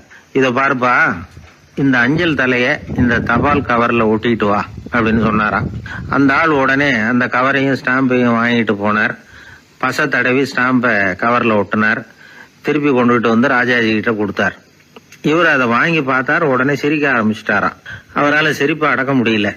அந்த பணியாளரை பார்த்து, ஏன்பா, நாங்க எல்லாரும் எவ்வளவோ பாடுபட்டு முயற்சி பண்ணி போராடிட்டு வர்றோம், ஆனா எங்களால முடியல, எங்களால முடியாத அந்த காரியத்தை நீ ஒரு நிமிஷத்துல செஞ்சுட்டியே அப்படின்னு சொல்லிவிட்டு மறுபடியும் சிரிச்சாராம்.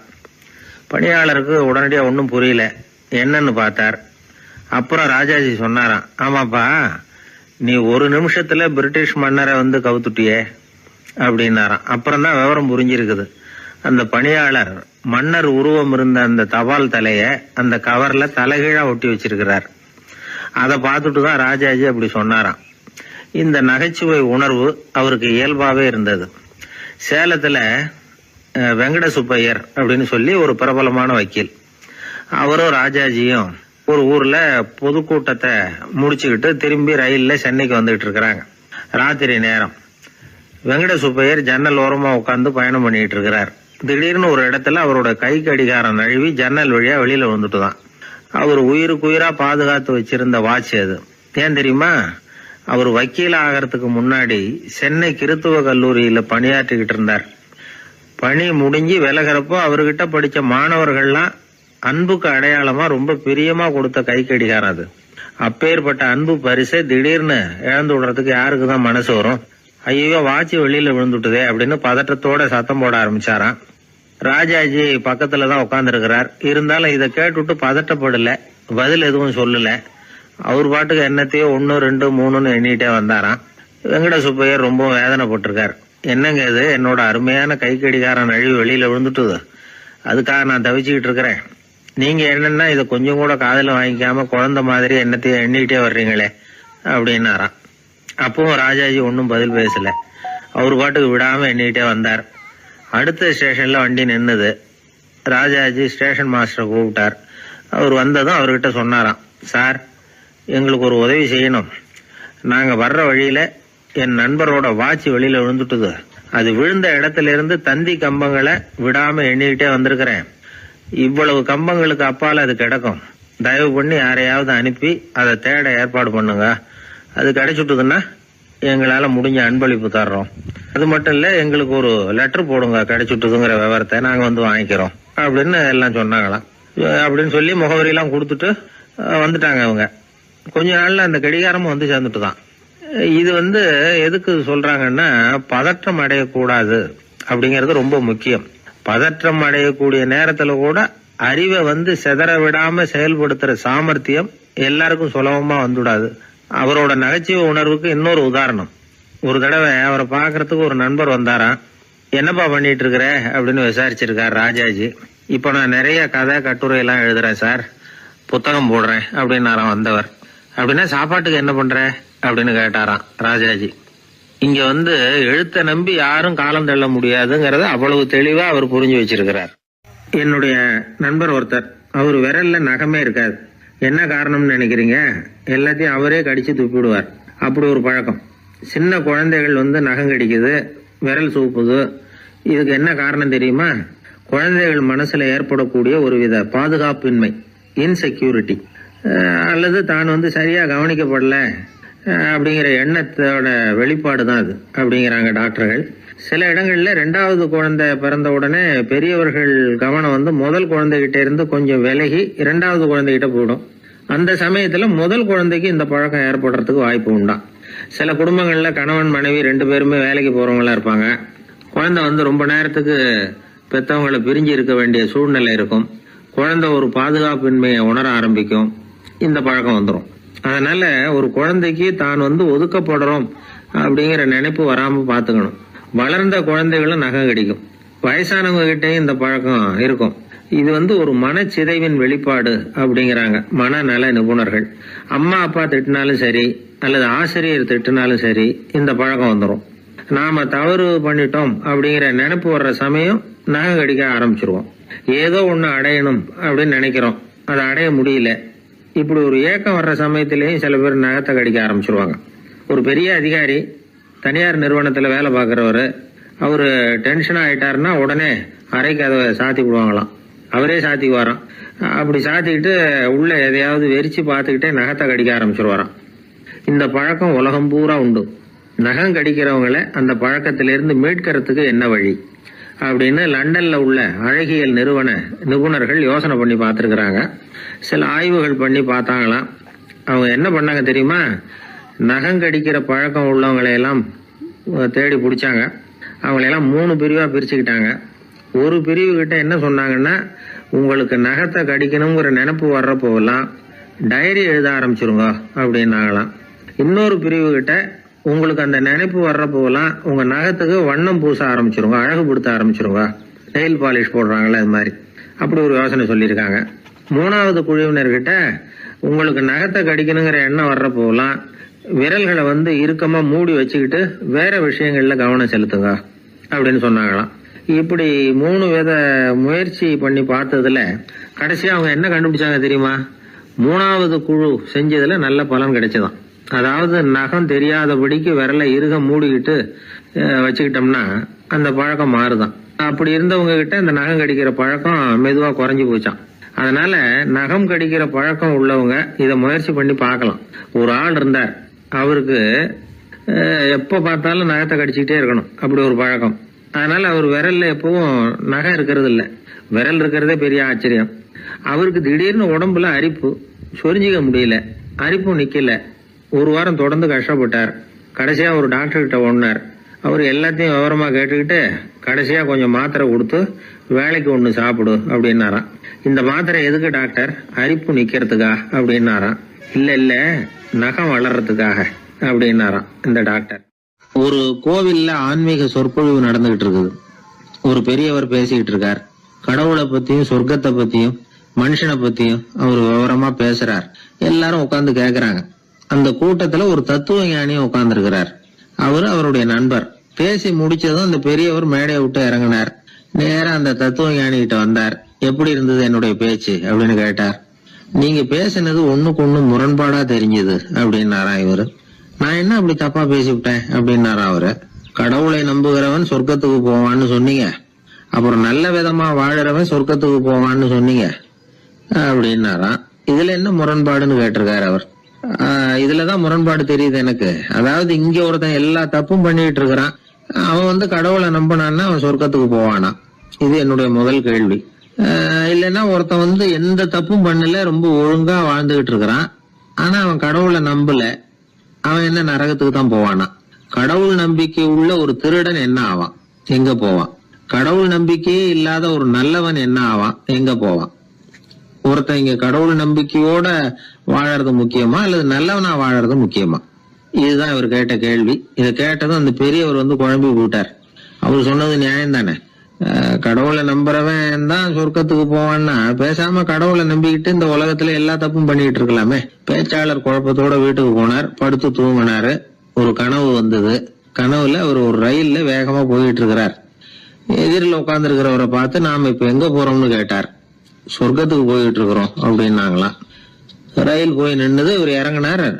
இங்க கௌதம புத்தர் இருப்பார், சாக்ரட்டிஸ் இருப்பார், அவங்கள பாக்குறதுக்கு ஒரு நல்ல வாய்ப்பு அப்படின்னு நினைச்சுக்கிட்டே அங்கேயும் இங்கேயும் பார்த்தார். அங்க யாருமே இல்ல. ஒரே பாலைவனம் மாதிரி இருக்குது. பச்சை இல்ல, பசுமை இல்ல, பூக்கள் இல்ல, மரம்லாம் மொட்டையா நிக்குது. எலும்பும் தோலுமா சில முனிவர்கள் அங்கேயும் இங்கேயுமா உட்கார்ந்து இருக்கிறாங்க. இவர் அவங்க கிட்ட போய் இந்த புத்தர், சாக்ரட்டிஸ் இவங்க எல்லாம் எங்க இருக்கிறாங்கன்னு கேட்டாராம். அப்படி யாரும் இங்க இல்லையே, அவங்க எல்லாம் யாரு அப்படின்னு திருப்பி கேட்டிருக்கிறாங்க. இவருக்கு அதிர்ச்சியா போச்சு. அப்படின்னா அவங்க எங்க போயிருப்பாங்க? உடனே ரயில் நிலையத்துக்கு ஓடி வந்தார். அப்பதான் நரகத்துக்கு ஒரு ரயில் புறப்பட்டு இருந்தது. அங்க இருந்து அதுல ஏறி உட்கார்ந்தார். ரயில் வேகமா போச்சு. நரகம் நெருங்க நெருங்க காற்று குளிர்ச்சியா வீச ஆரம்பிச்சுதான். வெளியில பசுமையா இருந்துதான். அழகான மலர்கள், அழகான நீர்நிலைகள், நந்தவனங்கள், ரொம்ப அருமையா இருக்குது. ரொம்ப அங்க இருந்தவங்க எல்லாம் ரொம்ப மகிழ்ச்சியா உல்லாசமா வேற இருந்திருக்கிறாங்க. எங்க பார்த்தாலும் ஆடல் பாடல் உற்சாகம். இவரு ரயில விட்டு இறங்கினார். அவருக்கு சந்தேகம், இதுவா நரகம் அப்படின்னு விசாரிச்சிருக்காரு. ஆமா இதுதான் நரகம்னாங்களாம். எனக்கு ஒரு சந்தேகம் இருக்காரு. என்னன்னு கேட்டிருக்காங்க. கௌதம புத்தரும் சாக்ரட்டிஸும் லாவோஸும் இவங்க மாதிரி இன்னும் பல பேரும் கடவுள் நம்பிக்கை இல்லாதவங்க, அவங்க எல்லாம் இங்க இருக்கிறாங்களா அப்படிங்கறதுதான் என்னுடைய சந்தேகம் அப்படின்னாராம். இப்ப அவங்க சொல்லியிருக்கிறாங்க, இப்ப நீங்க பாக்குறீங்களே பசுமையும் பச்சை பயிர்களும் ஆடல் பாடல்களும் அழகிய மலர்களும், இது எல்லாமே கௌதம புத்தரும் சாக்ரட்டிஸும் அது மாதிரி மகான்களும் இங்க வர ஆரம்பிச்ச பிறகுதான் உண்டாக ஆரம்பிச்சது. இந்த பிரதேசத்தை அவங்க அப்படியே மாத்திவிட்டாங்க. இப்போலாம் இங்க இருக்கிறவங்க யாரும் சொர்க்கத்துக்கு போறதுக்கே ஆசைப்படுறது இல்ல அப்படின்னாங்களாம். இந்த அதிர்ச்சியிலேயே அந்த பெரியவர் கனவு கலைஞ்சி மூச்சுக்கிட்டார். இதுல இருக்கிற கருத்து என்னன்னா, நல்லவர்கள் எங்க இருக்கிறாங்களோ அந்த இடத்துக்கு பேரு தான் சொர்க்கம். சொர்க்கம் நரகம்ங்கிறதெல்லாம் ஆன்மீக பண்புகள், அவ்வளவுதான். ஒரு ஊர்ல 2 இணைபிரியாத நண்பர்கள் ஒருத்தன் கேட்டான், இப்ப கடவுள் நம்ம முன்னாடி வந்து உங்க 2 பேர்ல யாராவது ஒருத்தர் மட்டும் என்னோட சொர்க்கத்துக்கு வரலாம் அப்படின்னு கூப்பிட்டா நீ என்ன சொல்லுவேன்னு கேட்டானா. இவன் ரொம்ப பெருந்தன்மையா உன்னையே அழைச்சிட்டு போக சொல்லிடுவேன் அப்படின்ட்டு இருக்கான். அப்படின்னா உனக்கு சொர்க்கம் வேணாமான்னு கேட்டிருக்கான் அவன். நீ என்னை விட்டுட்டு போனாவே அப்புறம் இந்த பூலோகமே எனக்கு சொர்க்கம் தாண்டா அப்படின்னு நானா இவன். ஒரு ஊர்ல 4 நண்பர்கள் இருந்தாங்க. 4 பேரும் சோம்பேறிகள். 4 பேருக்கும் எந்த வேலையும் செய்யறதுக்கு உடம்பு வளையறதில்ல. இருந்தாலும் சோம்பேறித்தனத்துல ஒருத்தருக்கு ஒருத்தர் கொஞ்சம் வித்தியாசம் உண்டு. அதுக்கு தகுந்த மாதிரி அவங்களுக்கு பேர் அமைஞ்சு போச்சு. ஒருத்தன் கால் சோம்பேறி, இன்னொருத்தன் அரை சோம்பேறி, அடுத்தவன் முக்கால் சோம்பேறி, கடைசி ஆளு முழு சோம்பேறி. இவங்க 4 பேரும் நண்பர்கள். அப்புறம் எப்படி காரியம் நடக்கும்? 4 பேரும் ஒரு வீதியில் அப்படியே நடந்து போய்கிட்டு இருக்கிறாங்க. நல்ல பசி. எங்கேயாவது சோறு போடுவாங்களா அப்படின்னு பார்த்துக்கிட்டே வந்தாங்க. அவங்க வந்த வழியில் ஒரு ரூபா காசு கிடந்தது தரையில். அவங்க கண்ணில் அது பட்டுது. ஆனாலும் அதை குனிஞ்சு எடுக்கணுமே, அதுக்கு சோம்பேறித்தனம். முழு சோம்பேறி பார்த்தான். பக்கத்தில் வந்துக்கிட்டு இருந்த முக்கால் சோம்பேறிக்கிட்ட சொன்னானா, டேய் அதை கொஞ்சம் குனிஞ்சு எடுறா அப்படின்னானா. அவன் என்ன பண்ணான் தெரியுமா? அதுக்கு அடுத்தபடியாக வந்த அரை சோம்பேறிக்கிட்ட சொன்னானா, டேய் நீ அதை கொஞ்சம் குனிஞ்சு எடுறா அப்படின்னானா.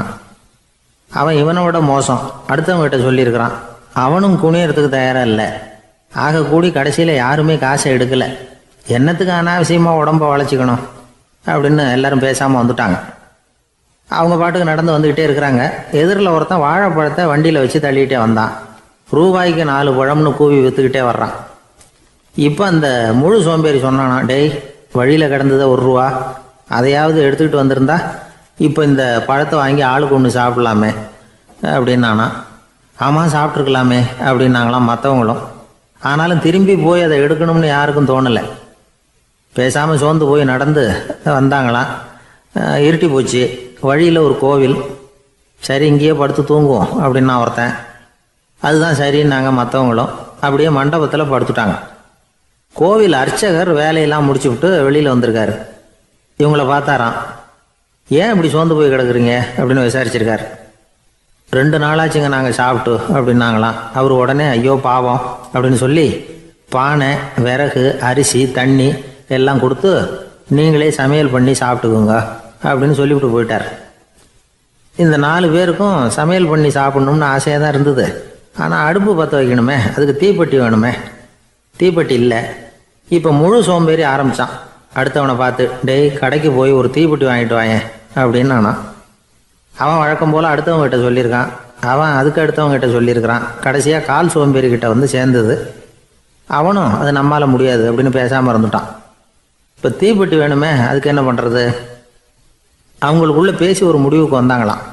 அதாவது யார் முதல்ல வாயை திறந்து பேசுகிறாங்களோ அவங்க தான் தீப்பெட்டி வாங்கிறதுக்கு போகணும் அப்படின்னு. அவ்வளவுதான். உடனே 4 பேரும் வாயை கெட்டியாக மூடிக்கிட்டு படுத்துக்கிட்டாங்க. அவங்க சமையல் பண்ணி சாப்பிட்டாங்களா என்ன அப்படிங்கிறது அர்ச்சகருக்கு தெரியல. சரி பார்த்துட்டு வரலாமேன்னு வந்தார். வந்து பார்க்குறாரு, இவங்க 4 பேரும் அசையாமல் படுத்து கிடக்குறாங்க. அர்ச்சகர் பயந்துட்டார். ஒருவேளை பசி தாங்காமல் செத்து போட்டாங்களோ அப்படிங்கிற பயம், அல்லது நாம் கொடுத்த உணவுப் பொருளில் ஏதாவது விஷம் கலந்துருக்குமோ அப்படின்னும் பயந்தார். அப்படின்னா நம்ம மேலே பழி வந்துருமே அப்படின்னு நினச்சி நடுங்க ஆரம்பிச்சிட்டார். அப்புறம் அவரும் ஒரு முடிவுக்கு வந்தாராம். கோவிலுக்கு பக்கத்துலேயே ஒரு பெரிய குழி இருந்தது. அதில் ஒவ்வொருத்தரையா இழுத்துக்கிட்டு போய் போட்டார். கொஞ்சம் மண்ணை தள்ளினார். காலால் மிதிச்சார். அவர் மிதித்த மிதி ஒருத்தன் அடி வயத்தில் போட்டுவிட்டுது. அவன் உடனே வலி தாங்காமல் ஐயோ அம்மான்னு அலறினான். உடனே நடந்தது என்ன தெரியுமா? மற்ற 3 பேரும் துள்ளி எழுந்திரிச்சாங்களாம். அவனை பார்த்து நீ தாண்டா தீப்பெட்டி வாங்க போகணும், நீ தாண்டா வாங்க போகணும், நீ தான் சத்தம் போட்ட அப்படின்னு சொல்லி ஆரம்பிச்சிட்டாங்களாம். அர்ச்சகர் பார்த்தார். இது பேய் மாதிரி தெரியுதுன்னு நினச்சிக்கிட்டு ஒரே ஓட்டமாக ஓடி போட்டாராம். கிராமப்புறங்களில் இப்படி ஒரு கதையை சொல்கிறது உண்டு. சோம்பல்ங்கிறது நம்ம முன்னேற்றத்துக்கு பெரிய தடை அப்படிங்கிறத நாம் புரிஞ்சுக்கணும். அதுதான் இந்த கதை சொல்கிற நீதி. ஒரு பள்ளிக்கூடத்தில் ஒரு புதுமையான போட்டி நடந்துதான். அதாவது சோம்பேறித்தனத்துக்கு பரிசு. அதில் 2வது பரிசு யாருக்குன்னு அறிவிச்சாங்க. ஒரு பையன் எழுந்திரிச்சு மெதுவாக நடந்து போய் பரிசை வாங்கிட்டான். அடுத்தது முதல் பரிசு யாருக்கு அப்படின்னு அறிவிச்சாங்களாம். அவன் கடைசி வரிசையிலேருந்து கத்தனானா, ஐயா அதையும் அந்த பையன் மூலமாகவே கொடுத்து அனுப்பி வச்சுருங்க, இங்கே வந்தது நான் வாங்கிக்கிறேன் அப்படின்னானா. என்னுடைய நண்பர் ஒருத்தர், அவருக்கு ஜாதகத்தில் நம்பிக்கை உண்டு. அவரே ஜோசியம்லாம் பார்ப்பார். என்ன சார் இந்த காலத்தில் இதையெல்லாம் நம்பிக்கிட்டு இருக்கீங்களே அப்படின்னு கேட்டா, உங்களுக்கு ஒன்றும் தெரியாது சார். இந்த உலகத்தில் ஒவ்வொருத்தரும் அவங்கவங்க செய்கிற நல்லது கெட்டதுக்கு தகுந்த பலனை அனுபவிச்சே தீரணும் பார். அது மட்டும் இல்லை, ஒருத்தன் செத்துட்டா கூட அவன் செஞ்ச பாவ புண்ணியங்கள் கூடவே போய்கிட்டு இருக்கோம் பார். அது எப்படி கூட போவோம் அப்படின்னு குதர்க்கமாக கேட்டால், அதுக்கு அவர் ஒரு கதை சொன்னார். அது ரொம்ப சுவாரஸ்யமாக இருந்தது. அது என்ன கதைன்னா, ஒரு ஊரில் ஒருத்தர் இருந்தாராம். அவர் ஜோசியம் பார்க்குறதுல ரொம்ப கெட்டிக்காரரான். ஒருத்தருடைய தலைமுடியை மட்டும் அவர்கிட்ட காட்டினா போதும், அதை மட்டும் பார்த்துட்டு அவருடைய ஜாதகத்தையே அலசி விடுவாராம். அப்பேற்பட்ட திறமை. அந்த ஆள் ஒரு சமயம் கன்னியாகுமரி கடற்கரைக்கு போயிருந்திருக்கார். அங்கே கரை ஓரமாக ஒரு மண்டை ஓடு கிடந்திருக்கு. அதை எடுத்து பார்த்துருக்கார்.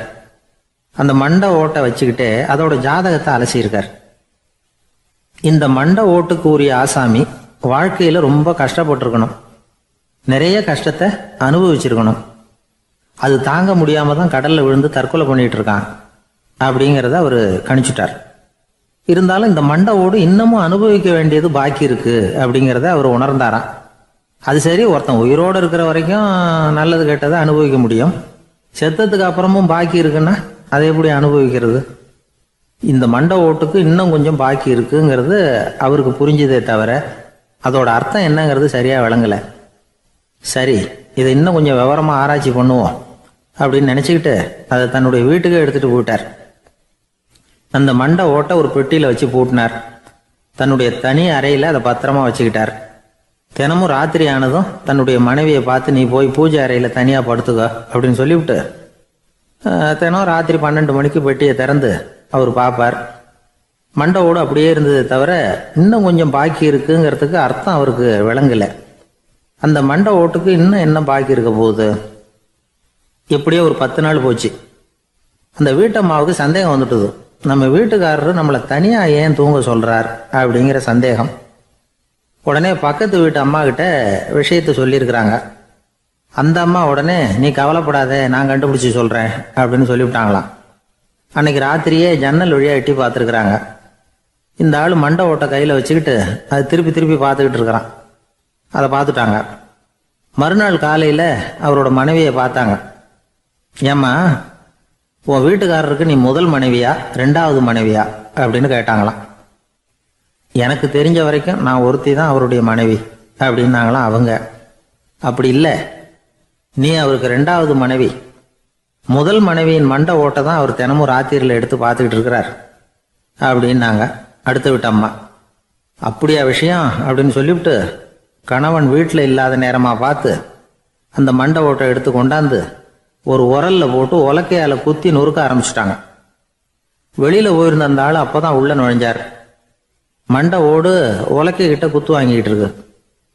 அது அனுபவிக்க வேண்டியது இன்னும் கொஞ்சம் பாக்கி இருக்குங்கிறதுக்கு அர்த்தம் எனக்கு இப்பதான் புரிஞ்சுது அப்படின்னாராம் அவர். இந்த கதையிலேருந்து நாம இன்னொரு நீதியையும் புரிஞ்சுக்கணும். அதாவது நம்ம வீட்டை பத்தி நமக்கு புரியாததெல்லாம் அடுத்த வீட்டுக்கு. ஒரு ஊர்ல ஒரு ஆள் இருந்தான். நிறைய பணம் சேர்த்தான். அவனுக்கு சம்பாதிக்க தெரியுமே தவிர செலவு பண்ண தெரியாது. மகா கஞ்சன். காசை கையில் எடுக்கவே மாட்டான். எடுத்தா செலவு செய்ய வேண்டியிருக்குமே. அதனால இப்படியே அவன் காலத்தை ஓட்டி விட்டான். வயசாயிட்டுது. அவனுடைய மனைவி ஒரு நாள் கேட்டாங்க, இவ்வளவு நாளா நீங்க என்னை எங்கேயுமே அழைச்சிட்டு போனதில்லை, இப்போவாவது அழைச்சிட்டு போகக்கூடாதா அப்படின்னாங்க. எங்க போகணும் சொல்லுன்னா. காசிக்கு போகணும், கங்கையில் குளிக்கணும்னாங்க. இவன் பார்த்தான், இதுக்கு ஏன் அவ்வளவு தூரம் செலவு பண்ணிட்டு போகணும், நம்ம ஊர் ஆற்றுலேயே குளிக்கலாமே, இதுவும் புண்ணிய நதி தான், இங்கே குளிச்சா அங்கே குளிச்ச பலன் கிடைச்சிரும் அப்படின்னா. சரின்னு 2 பேரும் ஆத்தங்கரைக்கு போனாங்க. அன்னைக்கு ஏதோ விசேஷம், நிறைய கூட்டம், நிறைய பேர் குளிச்சுக்கிட்டு இருக்கிறாங்க. கரையில் சில புரோகிதர்கள் நின்றுக்கிட்டு இருக்கிறாங்க. குளிக்கிறதுக்கு முந்தி அவங்க கிட்ட உட்காந்தா ஏதோ மந்திரம்லாம் சொல்லுவாங்க, கொஞ்சம் காசு கொடுக்க வேண்டியிருக்கும். அதனால இவன் என்ன பண்ணான், ஆத்தங்கரையிலேயே கொஞ்சம் தூரம் போனான். ஊரை விட்டு தள்ளி வந்துட்டான். அங்கே யாருமே இல்லை. அப்பாடான்னு சந்தோஷப்பட்டான். குளிக்கலாம்னு புறப்பட்டான். இந்த நேரம் கடவுள் பார்த்தார், இந்த கஞ்சனுக்கு ஏதாவது புத்தி போகட்டணும் அப்படின்னு நினைச்சார். உடனே ஒரு புரோகிதர் மாதிரி உருவத்தை மாத்திக்கிட்டு அந்த ஆள் முன்னாடி வந்து நின்னார். அவனுக்கு அதிர்ச்சி. இங்க யாருமே இருக்க மாட்டாங்கன்னு நினைச்சா இங்கேயுமே ஒரு ஆள் வந்துட்டாரு, என்ன பண்றதுன்னு யோசனை பண்ணான். புரோகிதர் உருவத்தில் இருந்த கடவுள் சொன்னார், இதை பாருங்க, இன்னைக்கு விசேஷ நாள், நீராடுறதுக்கு முன்னாடி சுயகல்பம் பண்ணிக்கிறது ரொம்ப நல்லது அப்படின்னார். என்கிட்ட பணம் எதுவும் இல்லையேன்னா, பரவாயில்ல அப்புறமா கொடுங்க வாங்கிக்கிறேன், ஆனால் ஒன்று எவ்வளவு கொடுப்பீங்கிறத மட்டும் இப்போவே சொல்லி கொடுங்க அப்படின்னார். இவன் ரொம்ப யோசனை பண்ணான். ஒரு 10 பைசா தரேன் அப்படின்னா. சரின்னு ஒத்துக்கிட்டு எல்லா கிரியைகளையும் அவர் செஞ்சார். அதுக்கப்புறம் கணவனும் மனைவியும் ஆற்றுல குளிச்சாங்க. அவர் போயிட்டார். கொஞ்ச நாள் கழிச்சு அவன் வீட்டுக்கு வந்தார் கடனை வசூல் பண்ணுறதுக்கு. வாசலில் நின்றுக்கிட்டு இருந்த அவன் மனைவி இவரை பார்த்ததும் தயங்க ஆரம்பித்தாங்க. அந்த அம்மா கிட்ட விஷயத்த சொன்னார். அந்த அம்மா ஓடி போய் உள்ளே இருக்கிற தன்னுடைய கணவர்கிட்ட சொன்னாங்க. அவன் யோசனை பண்ணான், இப்போ வெளியில் போனால் அவனுக்கு 10 காசு கொடுக்க வேண்டியிருக்கும், அதனால் எனக்கு காய்ச்சல்னு அந்த ஆளுகிட்ட சொல்லிவிடு, இன்னொரு சந்தர்ப்பத்தில் என்னை வந்து பார்க்க சொல்லு அப்படின்னா. அந்த அம்மா போய் சொன்னாங்க. அப்படிங்களா, அப்படின்னா அவரை நான் உடனே போய் பார்க்கணுமே அப்படின்னு உள்ளே நுழைய ஆரம்பித்தார். அவங்க மறுபடியும் இருங்க தான் வரேன்னு சொல்லிவிட்டு உள்ள ஓடி விஷயத்த சொன்னாங்க. இது எதுடா வம்பா போச்சு அப்படின்னு பார்த்தான். மனைவியை கிட்டத்தில் கூப்பிட்டான். இந்த பாரு, ஜன்னி கண்டு நான் இறந்து போயிட்டதா சொல்லிவிடு அப்படின்னா சொன்னாங்க. புரோகிதர் பார்த்தார். அப்படின்னா ஒரு வழியாக இருந்து அவருடைய இறுதி சடங்குகளையும் நானே முடிச்சுட்டு போயிடுறேன் அப்படின்னார். உள்ளே இருந்தவன் யோசனை பண்ணான், அந்த ஆள் என்னை விட மாட்டான் போல இருக்கு, அதனால் ஒரு சவப்பெட்டியில் என்னை வச்சு தூக்கிக்கிட்டு மயானத்துக்கு போங்க பார்த்துக்கலாம் அப்படின்னா. புரோகிதரும் விடுற மாதிரி இல்லை, கூடவே நடந்து போயிட்டு இருக்கிறார். அங்கே இறக்கி சடங்குகளை முடிச்சுட்டு தீ வைக்கிற நேரம் பொட்டிக்குள்ளே இருந்த நம்ம ஆள் அலறி அடிச்சுட்டு வெளியில் ஓடி வந்தான். புரோகிதர் உருவத்தில் இருந்த கடவுள் சிரிச்சார், தன்னுடைய சுய உருவத்தை காட்டினார். அதுக்கப்புறம் அவனை கூப்பிட்டு, இதை பாருப்பா, ஏன் இப்படி அல்லாடுற, ஏதாவது வர வேணும்னா கேள் தரேன் அப்படின்னார். அவன் யோசனை பண்ணான். பகவானே, ஒரே ஒரு வரம் தான் உங்ககிட்ட கேட்கணும்னா. என்ன வேணும் கேளுன்னார். அந்த 10 பைசா தட்சணையை தள்ளுபடி பண்ணா போதும் அப்படின்னா. கடவுளும் சரின்னு சொல்லிட்டு போயிட்டார். இப்படி ஒரு கதையை சுவாமி சிவானந்தர் சொல்லியிருக்கிறார். செல்வந்தர்கள் பல பேர் இப்படித்தான் இருக்கிறாங்க. தாங்களும் அனுபவிக்க மாட்டாங்க, அடுத்தவங்களுக்கும் கொடுக்க மாட்டாங்க. இது மாதிரியான கஞ்சர்களுக்கு இந்த உலகம் இல்லை அந்த உலகம் இல்லைங்கிறார் அவர். இந்த கதையில கடவுள் கடன் வசூலுக்கு வந்தது மாதிரி நம்ம ஊர் ஆள் ஒருத்தன் இன்னொருத்தர்கிட்ட 10 பைசா கடன் கொடுத்துட்டான். திருப்பி வாங்கறதுக்கு நடையா நடக்கிறான். கடைசியா கேட்டான், நீ எப்பதான் கடனை திருப்பி தரப்போற, அதை முடிவா சொல்லுன்னா. வர்ற வியாழக்கிழமை கண்டிப்பா கொடுத்துருவேன் அப்படின்னானா அவன். அன்னைக்கு நான் ஊர்ல இருக்க மாட்டேனே அப்படின்னானா இவன். அதனால என்ன, நானும் தான் அன்னைக்கு ஊர்ல இருக்க மாட்டேன் அப்படின்னானா. ஒரு ஊரில் ஒரு இளைஞன் இருந்தான். ஒரு நாள் அவன் ஒரு குருவை தேடிக்கிட்டு புறப்பட்டான். ஊரை விட்டு வெளியில் போனான். போகிற வழியில் ஒரு காடு. அந்த காட்டில் ஒரு மரத்தடியில் ஒரு பெரியவர் உட்காந்துருக்கிறார். அமைதியாக மௌனமாக அவர் அமர்ந்திருக்கிறார். இந்த பெரியவரை விசாரிக்கலாம், குருவை தேடி கண்டுபிடிக்கிறதுக்கு இவர் ஏதாவது ஒரு வழி சொல்லி கொடுப்பார் அப்படின்னு நினச்சிக்கிட்டு அவரை நெருங்கினான். ஐயா, எனக்கு ஒரு குரு தேவை, எங்கே கிடைப்பார், அவரை எப்படி அடையாளம் கண்டுபிடிக்கிறது, அதை பற்றி ஏதாவது விவரம் சொன்னீங்கன்னா நான் கண்டுபிடிச்சிக்குவேன் அப்படின்ட்டுருக்கான். பெரியவர் நிமிர்ந்து பார்த்தார். தம்பி, அது ரொம்ப சுலபம். அவர் வயசானவராக இருப்பார், என்னை விட சுமார் 30 வயசு அதிகமாக இருக்கும். அவர் ஒரு மரத்தடியில் தான் உட்காந்துருப்பார் அப்படின்ட்டுருக்கான். சரிங்க பெரியவரே, அது என்ன மாதிரியான மரம், எப்படி இருக்கும் அப்படின்னு கேட்டிருக்கான். பெரியவர் அந்த விவரங்களையும் சொல்லியிருக்கிறாரு. அது மட்டும் இல்லை, சந்திக்கிற நாள், நேரம், வினாடி முதற்கொண்டு எல்லா விவரங்களையும் துல்லியமாக சொன்னாராம். இவ்வளவு விவரங்களை இவரால் எப்படி சொல்ல முடியுது அப்படின்னு இவனுக்கு ஆச்சரியம். இருந்தாலும் அந்த பெரியவர் கடைசியாக ஒரு விவரம் சொன்னார். அது என்ன தெரியுமா, எப்படியும் நீ அவரை சந்திக்கிறதுக்கு ஒரு 30 வருஷம் ஆகும் அப்படின்னு சொல்லிவிட்டாராம். ரொம்ப நன்றிங்க பெரியவரே அப்படின்னு சொல்லிவிட்டு அந்த இளைஞன் புறப்பட்டுருக்கான். இப்போ அவனுக்கு குரு பற்றின விவரம் எல்லாம் கிடைச்சிட்டுது, சந்திக்கிற நேரமும் தெரிஞ்சுட்டுது. ஆனால் 30 வருஷம் அவரை தேடி அலைய வேண்டியிருக்குமே. அவன் தேட ஆரம்பித்தான். காடு மலை எல்லாம் சுற்றி அலைஞ்சான். பல வருஷங்கள் தேடினான். அழுத்து போயிட்டான். கடைசியில் அவனுக்கும் வயசாகிட்டுது. கடைசியில் தன்னுடைய சொந்த ஊருக்கே திரும்பி போய்கிட்டு இருந்தான். அங்கே ஒரு மரத்தடியில் அவன் தேடிக்கிட்டு இருந்த குருநாதர் கிடைச்சார். யார் அவருன்னா, 30 வருஷத்துக்கு முன்னாடி வழி சொல்லி கொடுத்தாருல அதே பெரியவர். அவருக்கு இப்போ 30 வயசு அதிகமாக இருந்தது. அதே மரம். அன்னைக்கு பெரியவர் சொன்ன அடையாளம் இப்போ பொருத்தமாக இருந்தது. இப்போ அந்த பெரியவர் சொன்னார், சரியாக வந்து சேர்ந்துட்டேன், வா, உனக்காக தான் நான் இவ்வளவு காலமும் காத்துக்கிட்டு இருந்தேன் அப்படின்னாரான். என்ன சொல்கிறீங்கன்றிருக்கான். 30 வருஷத்துக்கு முன்னாடி என்கிட்ட வந்தியே, அப்போவே என் காலம் வந்து முடிஞ்சு போயிருந்தது. அப்போவே என்ன உனக்கு அடையாளம் தெரியல, அதனால் இவ்வளவு காலம் உனக்காக காத்துட்டு இருக்கும்படி ஆயிட்டுது அப்படின்னாராம். ஐயா, அப்போவே நீங்கள் சொல்லியிருக்கலாமே, இதுதான் 30 வருஷம் கழித்து நீ சந்திக்க போகிற இடம், நான் தான் உன்னுடைய குரு அப்படின்னு சொல்லியிருக்கலாமே அப்படின்ட்டுருக்கான். அந்த பெரியவர் சிரிச்சுக்கிட்டே இதுக்கு பதில் சொன்னாராம், நான் எவ்வளவோ விவரமாக தான் சொன்னேன், நீ சரியாக புரிஞ்சிக்கல. காரணம், அப்போ நீ போதுமான அளவுக்கு பக்குவம் பெற்றிருக்கவில்லை. அதனால் புரியும் சக்தி இல்லாமல் போயிட்டுதப்போ 30 ஆண்டு காலம் நீ அலைஞ்சி தெரிஞ்சிருக்கிற. அது காரணமாக இப்போ உனக்கு அந்த பக்குவம் வந்துட்டுது. அதனால தான் அடையாளம் காண முடிஞ்சது, நானே உன்னுடைய குரு அப்படின்னாராம். இதுலேருந்து என்ன தெரியுதுன்னா, ஆன்மீகத்தில் மாணவனாக சேர்றதுக்கு கூட ஒரு பக்குவத்தன்மை தேவைப்படுது.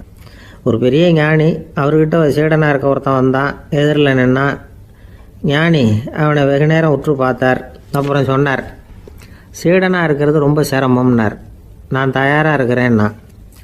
அது இன்னமும் சிரமமாச்சே, இங்கே குருவாக இருக்கிறது மட்டுமே சுலபம் அப்படின்னாராம். அப்படின்னா நான் குருவாகவே ஆயிடுறேன் அப்படின்னானா. இது போலவே இந்த காலத்தில் கதை ஒன்று உண்டு. ஒரு பள்ளிக்கூடத்தில் வகுப்பு ஆசிரியர் மாணவனை திட்டிக்கிட்டு இருந்தார். டேய், நீ 100க்கு 10 மார்க்கு தான் வாங்கிட்டு இருக்க. இவ்வளவு மோசமாக நீ படித்தா கடைசியில் மாடு மேய்க்கிறது கூட லாய்க்கு இல்லாதவனா ஆயிடுவேன். அதுக்கப்புறம் என்ன செய்ய போகிறேன் அப்படின்னாராம். பையன் தலையை சொரிஞ்சிக்கிட்டே சொன்னானா, சார் அப்படின்னா ஒன்று செய்கிறேன் அப்படின்னானா. இவர் கேட்டிருக்கார், என்ன செய்ய போகிறேன்னு. வேற என்ன சார், உங்களை மாதிரி ஒரு ஆசிரியர் ஆகிடுறேன் அப்படின்னானா. காசியில் இருக்கிற கடவுள் காசி விஸ்வநாதர், அங்கே இருக்கிற தேவி காசி விசாலாட்சி. இவங்க 2 பேரும் ஒரு நாள் பேசிக்கிட்டு இருந்தப்போ கடவுள் சொன்னார், இந்த மனிதர்களை நாம் ரொம்பவும் நம்பிக்கையோடு தான் படைச்சிருக்கிறோம். இருந்தாலும் அவங்களுக்கு தான் நம்பிக்கை இல்லை, எதுலேயும் ஒரு உண்மையான நம்பிக்கை இல்லாமல் வாழ்ந்துக்கிட்டு இருக்கிறாங்க அப்படின்னார். என்ன அப்படி சொல்கிறீங்க? அதை பாருங்கள், எவ்வளவு பேர் காசியை தேடிட்டு கங்கையில் குளிச்சுக்கிட்டு இருக்கிறாங்க. அவங்களெலாம் நம்பிக்கை இல்லைன்னா இவ்வளவு தூரம் தேடிட்டு இங்கே குளிப்பாங்களா அப்படின்னு நாங்கள் தேவி. சரி, அதை சோதித்து பார்க்கலாம் அப்படின்னு 2 பேரும் முடிவு பண்ணிக்கிட்டாங்க. உடனே ஒரு திட்டம் போட்டாங்க. அது எப்படின்னா, நாம் 2 பேருமே பக்தர்கள் மாதிரி உருவத்தை மாற்றிக்கிட்டு கங்கை கரைக்கு போக வேண்டியது. நான் கங்கையில் இறங்கி குளிக்கிறேன். கொஞ்ச நேரத்தில் சுழலில் மாட்டிக்கிட்டது மாதிரி நடிக்கிறேன். நீ உடனே கரையிலிருந்து சத்தம் போடும், என்னோடய வீட்டுக்காரரை யாராவது காப்பாற்றுங்களேன்னு சத்தம் போடும். அதோடு இன்னொன்று சொல்லு, யாராவது ஒரு புண்ணிய ஆத்மா அவர்கிட்ட போய் அவருடைய முடியை பிடிச்சி இழுக்கணும். அப்படி ஒரு சாபம் இருக்குது எங்களுக்கு. புண்ணிய ஆத்மா, அதாவது எந்த பாவமும் செய்யாத இல்லாத ஒருத்தர் தான் அவரை காப்பாற்ற முடியும். அப்படிப்பட்டவங்க யாராவது வெள்ளத்தில் குதிச்சு என்னுடைய கணவரை காப்பாற்றுங்கோ அப்படின்னு நீ சத்தம் போடு, கூச்சல் போடு, என்ன நடக்குதுன்னு பார்க்கலாம் அப்படின்னார் கடவுள். சரின்னு சொல்லி 2 பேருமா சாதாரண பக்தர்கள் மாதிரி கங்கை கரைக்கு சேர்ந்தாங்க. அவர் இறங்கி குளித்தார். திட்டம் போட்டது மாதிரியே சுழலில் மாட்டிக்கிட்டது மாதிரி கத்துனார். கரையில் இருந்த அந்த அம்மா, ஐயோ என் கணவரை காப்பாற்றுங்களேன், யாராவது காப்பாற்றுங்களேன்னு கத்துனாங்க. பல பேர் ஓடி வந்தாங்க. உடனே இவங்க, பாவம் இல்லாத புண்ணிய ஆத்மா ஒருத்தரால் தான் என்னுடைய கணவர் காப்பாற்றப்படணுங்கிறது விதி, அப்படி ஒரு சாபம் இருக்குது, அதனால் புண்ணிய ஆத்மா யாராவது அவர்கிட்ட போய் அவர் முடியை பிடிச்சி தூக்கினா அவரை காப்பாற்றி விடலாம் அப்படின்னாங்க. இவங்க இப்படி சொன்னதும் எல்லாரும் திகைச்சு போய் நின்றுட்டாங்க. ஒவ்வொருத்தருக்கும் அவங்க செஞ்ச பாவம்லாம் ஒவ்வொன்றா ஞாபகத்துக்கு வர ஆரம்பிச்சுட்டுது. சரி, இதுக்கு நாம் லாயக்கு இல்லை அப்படின்னு சொல்லி ஒதுங்கி போக ஆரம்பிச்சிட்டாங்க எல்லாம். இந்த சமயத்தில் யாரோ ஒருத்தர் வேகமாக ஓடி வந்தார். ஆற்றுல குதிச்சார். அவர்கிட்ட போனார், முடியை பிடிச்சார், தூக்கினார், அவரை காப்பாற்றி கரைக்கு கொண்டுட்டு வந்துட்டார். அப்படி காப்பாற்றின அந்த ஆளை இவங்க 2 பேரும் தனியாக கூப்பிட்டுக்கிட்டு ஒரு மண்டபத்துக்கு வந்துட்டாங்க. விசாரிக்கிறாங்க. நீ யாரப்பா அப்படின்னு கேட்குறாங்க. ஏதும் தெரியாத மாதிரி. நான் இந்த ஊர் அன்ன சத்திரத்தில் வேலை செய்கிற ஒரு சமையல்காரன் அப்படிங்கிறார். நீ கங்கையில் குளிக்கிறது உண்டான்னு கேட்டிருக்காங்க. நான் இந்த ஊர்லேயே தான் இருக்கிறேன், இருந்தாலும் தினமும் கங்கையில் குளிக்கிறதில்ல, எப்பாவது ஒரு நாள் அங்கே குளிப்பேன் அப்படின்னார்.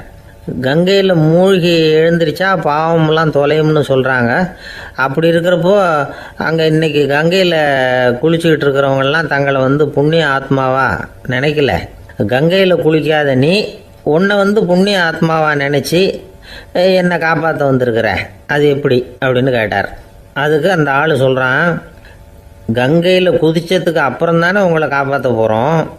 அப்படி குதிக்கும் பொழுது என்னுடைய பாவம்லாம் போயிருக்கும்ல, நான் புண்ணிய ஆத்மாவாக ஆயிருப்பேனே, அதனால தான் துணிஞ்சு வந்து உங்களை காப்பாற்றினேன் அப்படின்னா. கடவுளும் தேவியும் அவனுக்கு வந்து காட்சி கொடுத்தாங்களாம். இப்படி ஒரு கதை உண்டு. அதாவது கங்கையில் குளிச்சுக்கிட்டு இருக்கிறவங்களுக்கே தங்களுடைய பாவம் போகுங்கிற நம்பிக்கை பரிபூர்ணமாக இல்லை. குளிக்காத ஒருத்தனுக்கு அந்த நம்பிக்கை இருந்தது. அதனால் அவனால் கடவுளை பார்க்க முடிஞ்சது. கடவுளை வந்து நாமளும் பார்க்க முடியுமா முடியாதா அப்படிங்கிற குழப்பம்லாம் நமக்கு வேண்டியதில்லை. நம்பிக்கையோடு வாழணுங்கிற உண்மையை மட்டும் இந்த கதையிலேருந்து புரிஞ்சுக்கிட்டால் போதும். ஏன்னா இந்த கதையை கேட்டுட்டு ஒரு நண்பன் குதர்க்கமாக ஒரு கேள்வி கேட்டான்.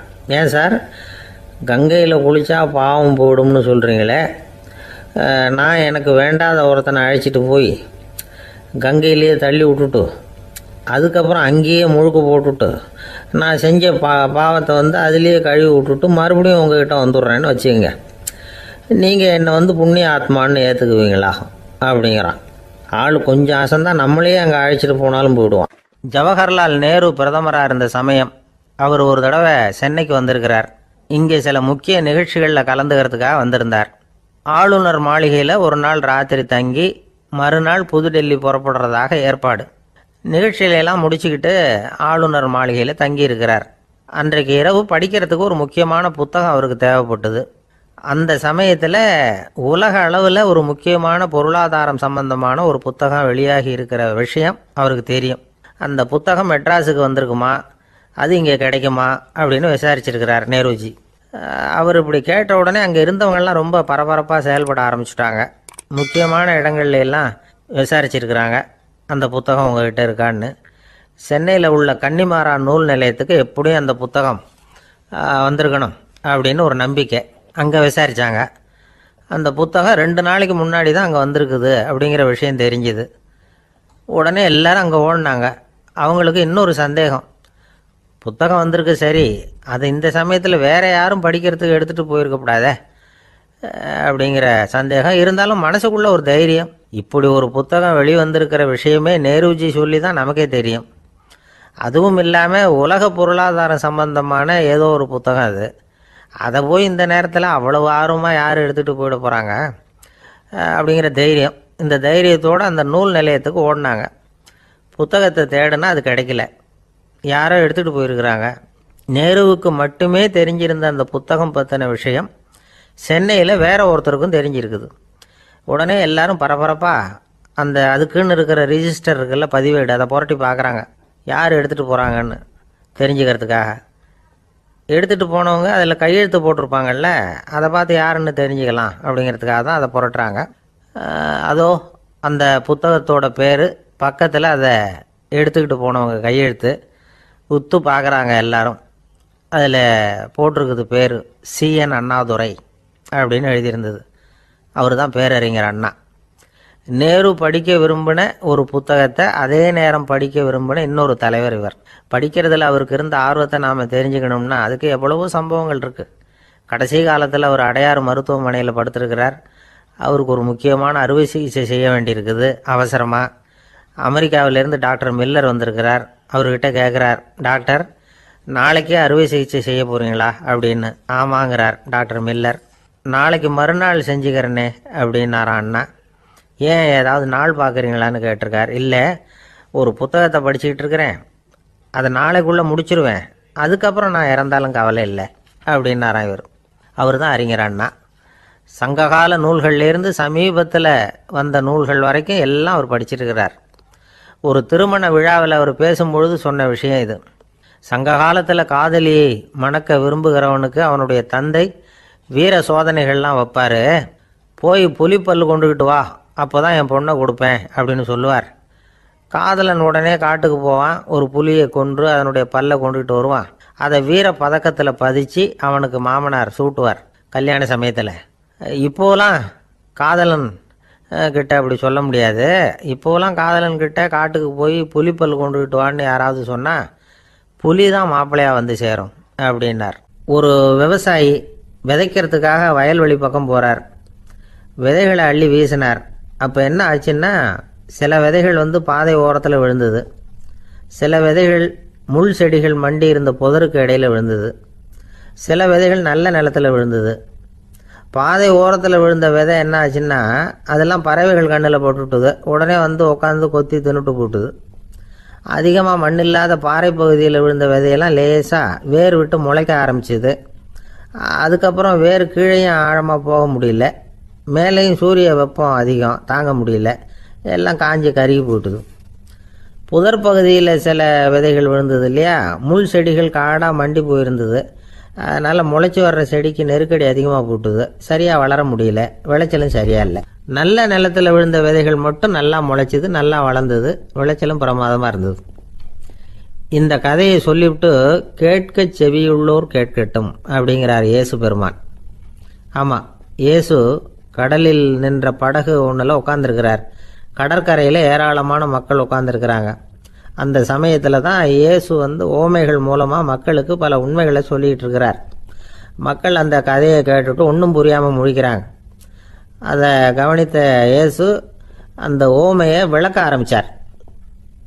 இதில் அந்த விதைக்கிறவர் தான் இறைவன். அவருடைய வார்த்தைகளை விதைக்கிறார். அந்த வார்த்தைகளை கேட்கிற மக்கள் அந்த விழுந்த விதைகள் மாதிரி 4 வகையானவர்கள். சில பேர் பாதை ஓரத்தில் விழுந்த விதைகள் மாதிரி இறைவன் வார்த்தைகளை அவங்க கேட்குறாங்க. ஆனால் தீய எண்ணங்கள் செய்கைகள் மூலமாக விதைக்கப்பட்ட வார்த்தைகள் அழிஞ்சு போடுது. இறைவன் வார்த்தைகளை கேட்ட உடனே மகிழ்ந்து போய் உடனே சில பேர் அதை ஏற்றுக்கிறாங்க. இவங்கெல்லாம் அந்த பாறை பகுதியில் விழுந்த விதைகள் மாதிரி. அதனால் இவங்கெல்லாம் வேறு இல்லாதவங்க, கொஞ்ச காலத்துக்கு இறை வார்த்தைகளுக்கு கீழ்ப்படிந்து நடப்பாங்க. அதனால் ஏதாவது இடைஞ்சல் ஏற்பட்டால் உடனே தடுமாறுவாங்க. தங்கள்கிட்ட இருக்கிற நல்ல பண்புகளை விட்டுட்டு பாவ வழிகளுக்கு போயிடுவாங்க. முள் செடிகளுக்கு இடையில் விழுந்த விதைகள் மாதிரி உள்ளவங்க யாருன்னா, இவங்களுக்கு உலக கவலை உண்டு, செல்வத்தின் மீது மயக்கம் உடையவர்கள், உலக ஆசைகள் இவங்களுக்குள்ளே பூந்துடுறதுனால அங்கே இருக்கிற நல்ல பண்புகள் மறைஞ்சு போயிடுது. அதனால் அவங்களும் உபயோகம் இல்லாதவங்களாக ஆயிடுறாங்க. நல்ல மனிதர்கள் நல்ல நிலத்தில் விழுந்த விதைகளுக்கு ஒப்பானவர்கள். இவங்க இறை வார்த்தையை கேட்குறாங்க, அதை ஏற்றுக்கிறாங்க, அவங்களும் நல்லபடியாக வாழுறாங்க, அடுத்தவங்களுக்கும் உபயோகமாக இருப்பாங்க. இதுதான் இயேசு சொன்ன விளக்கம். நல்ல வார்த்தைகளை கேளுங்கள், நல்ல வார்த்தைகளை ஏற்றுக்கொள்ளுங்கள், அடுத்தவங்களுக்கு உபயோகமாக இருங்க. இதுதான் பெரியவங்கள்லாம் நமக்கு சொல்லுகிற உபதேசம். ஒரு அப்பா தன்னுடைய மகனுக்கு உபதேசம் பண்ணார். இதை பாருப்பா, நல்ல வார்த்தைகளை கேட்கணும், எப்போதுமே மகன் அப்பா பேச்சை கேட்குறது நல்லது அப்படின்னாராம். நீ ஏதாவது ஒரு தப்பு பண்ணால் என் தலையில் ஒரு முடி நரைச்சி வெள்ளையாக போடும்பா, நீ செய்கிற ஒவ்வொரு தப்புக்கும் என் தலையில் ஒவ்வொரு முடி வெள்ளையாயிடும் அப்படின்னாராம். பையன் யோசித்தான், அப்பா இப்போ தான் எனக்கு புரியுது, தாத்தாவோட தலைமுடி பூராவும் வெள்ளையாக இருக்கிறதுக்கு என்ன காரணம்ங்கிறது எனக்கு இப்போ தான் புரியுது அப்படின்னானா. ஒரு ராஜா இருந்தார். நாடு பூராவும் நிறைய மரங்களை நட்டு வளர்க்கணுங்கிறது அவரோட ஆசை. தானே அதுக்கு முன்மாதிரியாக இருக்கணும்னு நினைச்சார். அரண்மனையை சுற்றி மரங்களை நட்டு வளர்த்தார். இதை பார்த்துட்டு ஜனங்களும் அவங்கவுங்க வீட்டை சுற்றி மரக்கன்றுகளை நட்டு வளர்த்தாங்க. கொஞ்ச காலத்தில் ஊர் பூரா பசுமையாக மாறிச்சு. எல்லாருக்கும் சந்தோஷமாக இருந்தது. இது ஒரு பக்கம் இருக்கட்டும். இப்போ நான் சொல்ல போகிற கதை வேற. அதாவது அந்த ராஜா ஒரு நாள் தன்னுடைய அரண்மனையை சுற்றி இருக்கிற விதவிதமான மரங்களை எல்லாம் போய் பார்த்தார்.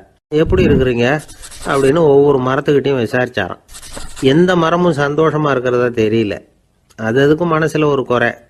முதல்ல ஆலமரத்துக்கிட்ட போனார். அது சொல்லிச்சு, மண்ணா, நான் நல்லா பெருசாக வளர்ந்துருக்கிறேன், அடர்த்தியாக இருக்கிறேன், கிளையெல்லாம் 4 பக்கமும் நல்லா படர்ந்து தான் இருக்குது, இருந்தாலும் எந்த பிரயோஜனமும் இருக்கிறதா தெரியல எனக்கு. என்னுடைய பழம்லாம் ரொம்ப சின்னதாக இருக்குது, என் கண்ணுக்கு சரியாக புறப்பட மாட்டேங்குது. நான் இருக்கிற சைஸுக்கு என்னுடைய கிளையில் இருக்கிற பழம்லாம் எவ்வளவு பெருசாக இருக்கணும், அது இத்தினூண்டு இருக்கிறது எனக்கு பெரிய அவமானமாக இருக்குது. இப்படி இங்கே நின்றுக்கிட்டு இருக்கிறதே ரொம்ப கூச்சமாக இருக்குது. ஒரு நல்ல புயல் வந்ததுன்னா பேசாமல் சாஞ்சு விடலாமான்னு பார்க்குறேன் அப்படின்னு புலம்புது ஆலமரம். சரி இருக்கட்டும்னு நினச்சிக்கிட்டு ராஜா அடுத்தபடியாக ஒரு அத்தி மரத்துக்கிட்ட போனார். அதுவும் புலம்ப ஆரம்பிச்சுட்டுது. நான் கூட பெரிய மரம் தான், இல்லை இலையெல்லாம் அழகாக தான் இருக்குது, பழம் அழகாக இருக்குது, இருந்தாலும் உள்ள விஷயம் இல்லையே, அத்தி பழத்தை புட்டு பார்த்தா அத்தனையும் சொத்தை அப்படின்னு பழமொழியே உண்டாயிட்டுதே, இப்படி ஒரு கெட்ட பேரோடு நான் இருக்கணுமா அப்படின்னு புலம்புது அது. சரி இது இருக்கட்டும் அப்படின்னு சொல்லி அடுத்தபடியாக வேப்ப மரத்துக்கிட்ட போனார். அது தன்னுடைய வேதனையை வெளியிட்டது. எனக்கு எவ்வளவோ மருத்துவ குணங்கள்லாம் இருக்கிறதா சொல்லிக்கிறாங்க, இருந்தாலும் என்ன பிரயோஜனம், என்னுடைய பழத்தை மனிதர்கள் யாரும் விரும்பி சாப்பிட்றது இல்லையே அப்படின்னுது. ராஜா அடுத்தாப்புல இருந்து ஒரு பனை மரத்துக்கிட்ட போனார். நான் நல்லா உயரமாக தான் வளர்ந்துருக்கிறேன், மற்ற மரங்கள்லாம் என்னை அண்ணாந்து தான் பார்க்கணும், இருந்தாலும் என்கிட்ட நிழலுக்காக யாரும் ஒதுங்கிறது இல்லையே அப்படின்னுது. என்ன இது எல்லா மரமும் இப்படி திருப்தி இல்லாமல் இருந்துகிட்டு இருக்குதே அப்படின்னு நினச்சிக்கிட்டே ராஜா அடுத்தபடியாக அங்கே இருந்த ஒரு பைன் மரத்துக்கிட்ட போனார். அழகாக உயரமாக பசுமையாக தான் இருந்தது, ஆனால் பழமோ பூவோ கிடையாது. அதை நினச்சி அது வருத்தப்பட்டுக்கிட்டு இருக்குது. ஓக் மரம் அது ஒன்று நின்றுட்டு இருந்தது. அது என்ன சொல்லிச்சுன்னா, இலையுதிர் காலத்தில் என் மேலே இருக்கிற எல்லா இலைகளும் உதிர்ந்து போடுது, முடி கொட்டின மனிதர்கள் மாதிரி மொட்டையாக நான் நிற்க வேண்டி இருக்குது, என்ன வாழ்க்கை இது அப்படின்னு சொல்லி அழுத்துக்கிட்டது. சரி, புளிய மரம் என்ன சொல்லுது பார்ப்போம்னு அதுகிட்ட போனால், என்னுடைய நிழலில் யாருமே தங்க மாட்டாங்க, உடம்புக்கு சூடுன்னு ஒதுங்கி போயிடுவாங்க, அடிமரத்தை பார்த்தீங்கன்னா பட்டையெல்லாம் உறிஞ்சி பார்க்கறதுக்கே கேவலமாக இருப்பேன் அப்படின்னுது அது. முருங்கை மரம் என்ன சொல்லிச்சு தெரியுமா, என்னுடைய இலை காயெல்லாம் சாப்பிட்றவங்களுக்கு சத்து கொடுக்கறது வாசவம்தான், ஆனால் என் உடம்புல சத்தே கிடையாது, கொஞ்சம் வேகமாக காற்று அடிச்சதுன்னா முறிஞ்சி விழுந்துடுறேன், என்ன வாழ்க்கை இது அப்படின்னு சொல்லி அது வருத்தப்பட்டது.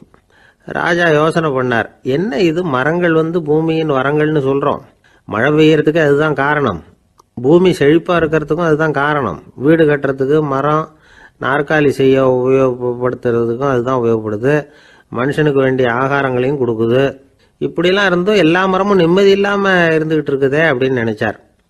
அப்போ அங்கே இருந்த ஒரு மகிழ மரம் அவர் கண்ணில் பட்டுது. அந்த மரம் மட்டும் கொஞ்சம் நிம்மதியாக மகிழ்ச்சியாக இருக்கிறது மாதிரி தெரிஞ்சுது. உடனே ராஜா அதுகிட்ட போனார். உனக்கு மனசில் எதுவும் குறை இல்லையான்னு கேட்டார். இல்லை, நான் சந்தோஷமாக தான் இருக்கேன்னு அந்த மகிழ மரம். அப்படியான்னு ஆச்சரியமாக கேட்டார் ராஜா.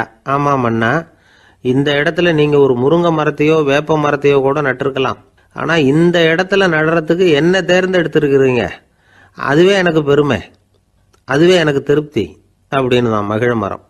மகிழ மரம் சாதாரணமாக தான் இருக்கும், இளம் மஞ்சள் நிறத்தில் பூக்கள், அது காய்ந்தும் மனம் வீசும். மகிழ மரம் மாதிரி மன திருப்தியோடு வாழறதுக்கு நாம் கற்றுக்கணுமா. நாம் இந்த உலகத்தில் ஒரு நாயாவோ நரியாவோ கூட பிறந்திருக்கலாம், மனுஷனாக பிறந்திருக்கிறோம், அதுவே பெருமை தானே. இந்த நிறைவு தான் மகிழ்ச்சியின் ரகசியம். ஒரு பையன் அப்பா கிட்ட போய், அப்பா நீங்கள் இந்த உலகத்தில் ஒரு மனுஷனாக பிறந்தது என்னோட அதிர்ஷ்டம் நானா. ஏண்டா அப்படி சொல்கிறேன்னு இருக்கார் அப்பா. நீங்கள் ஒரு கரடியாக பிறந்திருந்தா இந்நேரம் நானும் ஒரு கரடி குட்டியாக தானே இருந்திருப்பேன் அப்படின்னு நானா பையன். துருக்மேனியாவில் அஷ்காபாத் அப்படின்னு ஒரு நகரத்தில் ஒரு புவியியல் விஞ்ஞானி இருந்தார். அவர் ஒரு நாய்க்குட்டி வளர்த்தார். ஒரு நாள் முன்னிரவு நேரம் ஒரு மேஜைக்கு முன்னாடி உட்காந்து அந்த விஞ்ஞானி ஏதோ கணக்கு போட்டுக்கிட்டு இருக்கிறார். அவருக்கு ஒரு சின்ன பெண் குழந்தை, அது தொட்டிலில் தூங்கிட்டு இருக்குது. அந்த நாய்க்குட்டியும் ஒரு மூலையில் படுத்து அது பாட்டுக்கு தூங்கிட்டு இருந்தது. ஒரே அமைதி. அந்த நேரத்தில் திடீர்னு அந்த நாய்க்குட்டி துள்ளி எழுந்திரிச்சது, நேராக குழந்தைகிட்ட ஓடிச்சு. அந்த குழந்தைய அது போட்டிருந்த ட்ரெஸ்ஸோடு சேர்த்து கவ்வி தூக்கிக்கிட்டு வாசல் பக்கம் ஓடிச்சு. நாய்க்குட்டி குழந்தைய கவ்வி தூக்க முடியுமாங்கிற சந்தேகம் உங்களுக்கு இல்லையா? நீங்கள் நம்ம ஊர் நாய்க்குட்டியவே பார்த்து பழக்கப்பட்டிருக்கீங்க, அதனால் நம்புறதுக்கு சிரமமாக இருக்கும். அந்த ஊர்லெலாம் அது ரொம்ப ஸ்ட்ராங்காக இருக்கும், ஒரு ஏதோ கண்ணுக்குட்டி மாதிரி இருக்கும். விஞ்ஞானி அதை பார்த்துட்டார். உடனே அந்த நாய்க்கு வெறி பிடிச்சிட்டுதுன்னு முடிவு பண்ணிவிட்டு தன்னோட கை துப்பாக்கி எடுத்துக்கிட்டு ஓடி வந்தார். அவர் வெளியில் நாய்க்குட்டி எங்கே அப்படின்னு பார்த்து தேடுறார். அந்த நேரத்தில் அந்த வீடு இடிஞ்சு விழுது. காரணம் பூமி அதிர்ச்சி. இப்படி பூமி அதிர்ச்சி உண்டாக போகுதுங்கிறது அந்த நாய்க்குட்டிக்கு முன்னாடியே தெரிஞ்சு போச்சு. அதுதான் குழந்தைய தூக்கிட்டு வெளியில் வந்திருக்குது. அது மூலமாக அந்த குடும்பத்தையே காப்பாற்றிருக்குது அந்த நாய்க்குட்டி. இந்த சம்பவம் நடக்கிறதுக்கு 3 நாளைக்கு முன்னாடியே சில பிராணிகளுக்கு இப்படி நடக்க போகுதுங்கிறது தெரிஞ்சிருக்குதான். ஆமாம், அந்த நகரத்தில் 3 நாளைக்கு முன்னாடியே பாம்பு, பல்லி இதெல்லாம் அது தங்கியிருந்த வலையை விட்டு வெளியில் ஓடி வந்துட்டுது. அதே மாதிரி அங்கே இருந்த புறாவெல்லாம் பறந்து போயிடுச்சான். இதே மாதிரி யுகோஸ்லோவியாவில் கூட ஒரு நகரம், அங்கே ஒரு நாள் ராத்திரி ஒரு மிருக காட்சி சாலையில் திடீர்னு ஒரு பெரிய கலவரம், கூச்சல், குழப்பம். அங்கே இருந்த கழுதை, புலி, யானை, பறவை எல்லாம் கண்ணாபின்னான்னு கத்த ஆரம்பிச்சுட்டுது. நேர் யானை அதுக்குன்னு போட்டிருந்த தடுப்பையே தாண்டி குதித்து வெளியில் வந்துட்டுதான். மறுநாள் தான் எல்லாருக்கும் விஷயம் புரிஞ்சுது. அடுத்த நாள் காலையில் அங்கே பூமி அதிர்ச்சி உண்டாயிட்டுது. இப்போ பாருங்க, அதாவது மனுஷனை போய் தீர்க்க தரிசி அது இதுன்னு சொல்லிட்டு இருக்கிறோம், இவனை விட அது பரவாயில்லைன்னு தோணுது. அதாவது மிருகங்கள் ஒன்று நடக்க போகுதுங்கிறத முன்னாடியே புரிஞ்சுக்குதே. சரி, இதெல்லாம் எப்படி அது முன்கூட்டி புரிஞ்சுக்குது? அதுதான் படைப்பு ரகசியம். அதை கண்டுபிடிக்கிறதுக்கு தான் மனுஷன் ஆராய்ச்சி பண்ணிகிட்டு இருக்கிறான்.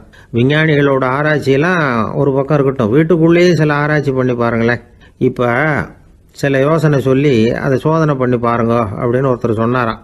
அதாவது இப்போ மழை வருமா வராதா அப்படின்னு தெரிஞ்சுக்கணுமா, உடனே ஒரு பூனைக்குட்டி பின்னாடியே மெதுவாக போய் அது என்ன செய்யுதுன்னு கவனித்து பார்க்கணும். பூனைக்குட்டி தன்னோட பாதத்தினால சுகத்தில் அப்படி கீறிக்கிட்டு இருக்கும். அப்படி கீறினா கண்டிப்பாக மழை வரும். சில சமயம் பூனை குட்டி அப்படியே மல்லாந்து படுத்துக்கிட்டு பாதத்தை உயர தூக்கும், அப்படியும் இப்படியும் புரளும். இப்படி செஞ்சதுன்னா அன்னைக்கும் மழை இருக்காது. அதனால் முன்னாடி இருந்தது மழை வர்றதுக்கு அறிகுறி, இது மழை இல்லைங்கிறதுக்கு அறிகுறி. பறவைகள் பிராணிகள் இதுகளோட நடவடிக்கைகளை பார்த்துட்டு அதையெல்லாம் அடிப்படையாக வச்சு தான் காலநிலையை கண்டுபிடிக்கிற கருவிகளை கண்டுபிடிச்சிருக்கிறாங்க. வாத்து இருக்குல்ல, சில சமயம் தன்னோட அழகை தன்னோட இறகுகளில் அப்படியே புதைச்சிக்கும். அப்படி செஞ்சால் குளிர்காலம் வரப்போகுதுன்னு அர்த்தம். பருவநிலை குளிராக மாறப்போகுதுங்கிறதுக்கு இதுதான் அறிகுறி. சிட்டுக்குருவி இருக்குதுல்ல, அதெல்லாம் புழுதியில் உழுந்து புரளும், சிறகுகளை படபடன்னு அடிச்சுக்கும். அப்படி செஞ்சால் மழை வரப்போகுதுன்னு அர்த்தம். ஒன்று மட்டும் நாம் நல்லா தெரிஞ்சுக்கணும், இயற்கையின் சீற்றம்னு சொல்கிறோம் இல்லையா, இயற்கை ஏன் நம்ம மேலே கோவப்படுது? இயற்கையை நாம் அனுசரித்து போகிறதில்ல, அதனால் கோவப்படுது. காடுகளை அழிக்கக்கூடாது, விலங்குகளை கொல்லக்கூடாது, இயற்கை ஏற்படுத்தி வச்சிருக்கிற சமநிலையை கெடுக்கக்கூடாது. அதை புரிஞ்சுக்கிட்டு வாழ்ந்தோம்னா பூமியும் நடுங்காது, நாமளும் நடுங்க வேண்டிய அவசியம் இருக்காது. ஒருத்தர் இருந்தார், சாராய கடைக்கு போனாராம், நிறைய சாப்பிட்டார். அப்புறம் சொன்னார், இது ரொம்ப அற்புதமான சரக்கு போல் இருக்குது, உள்ளே போன உடனே இந்த பூமியே நடுங்கிறது மாதிரி இருக்குது எனக்கு அப்படின்னாராம்.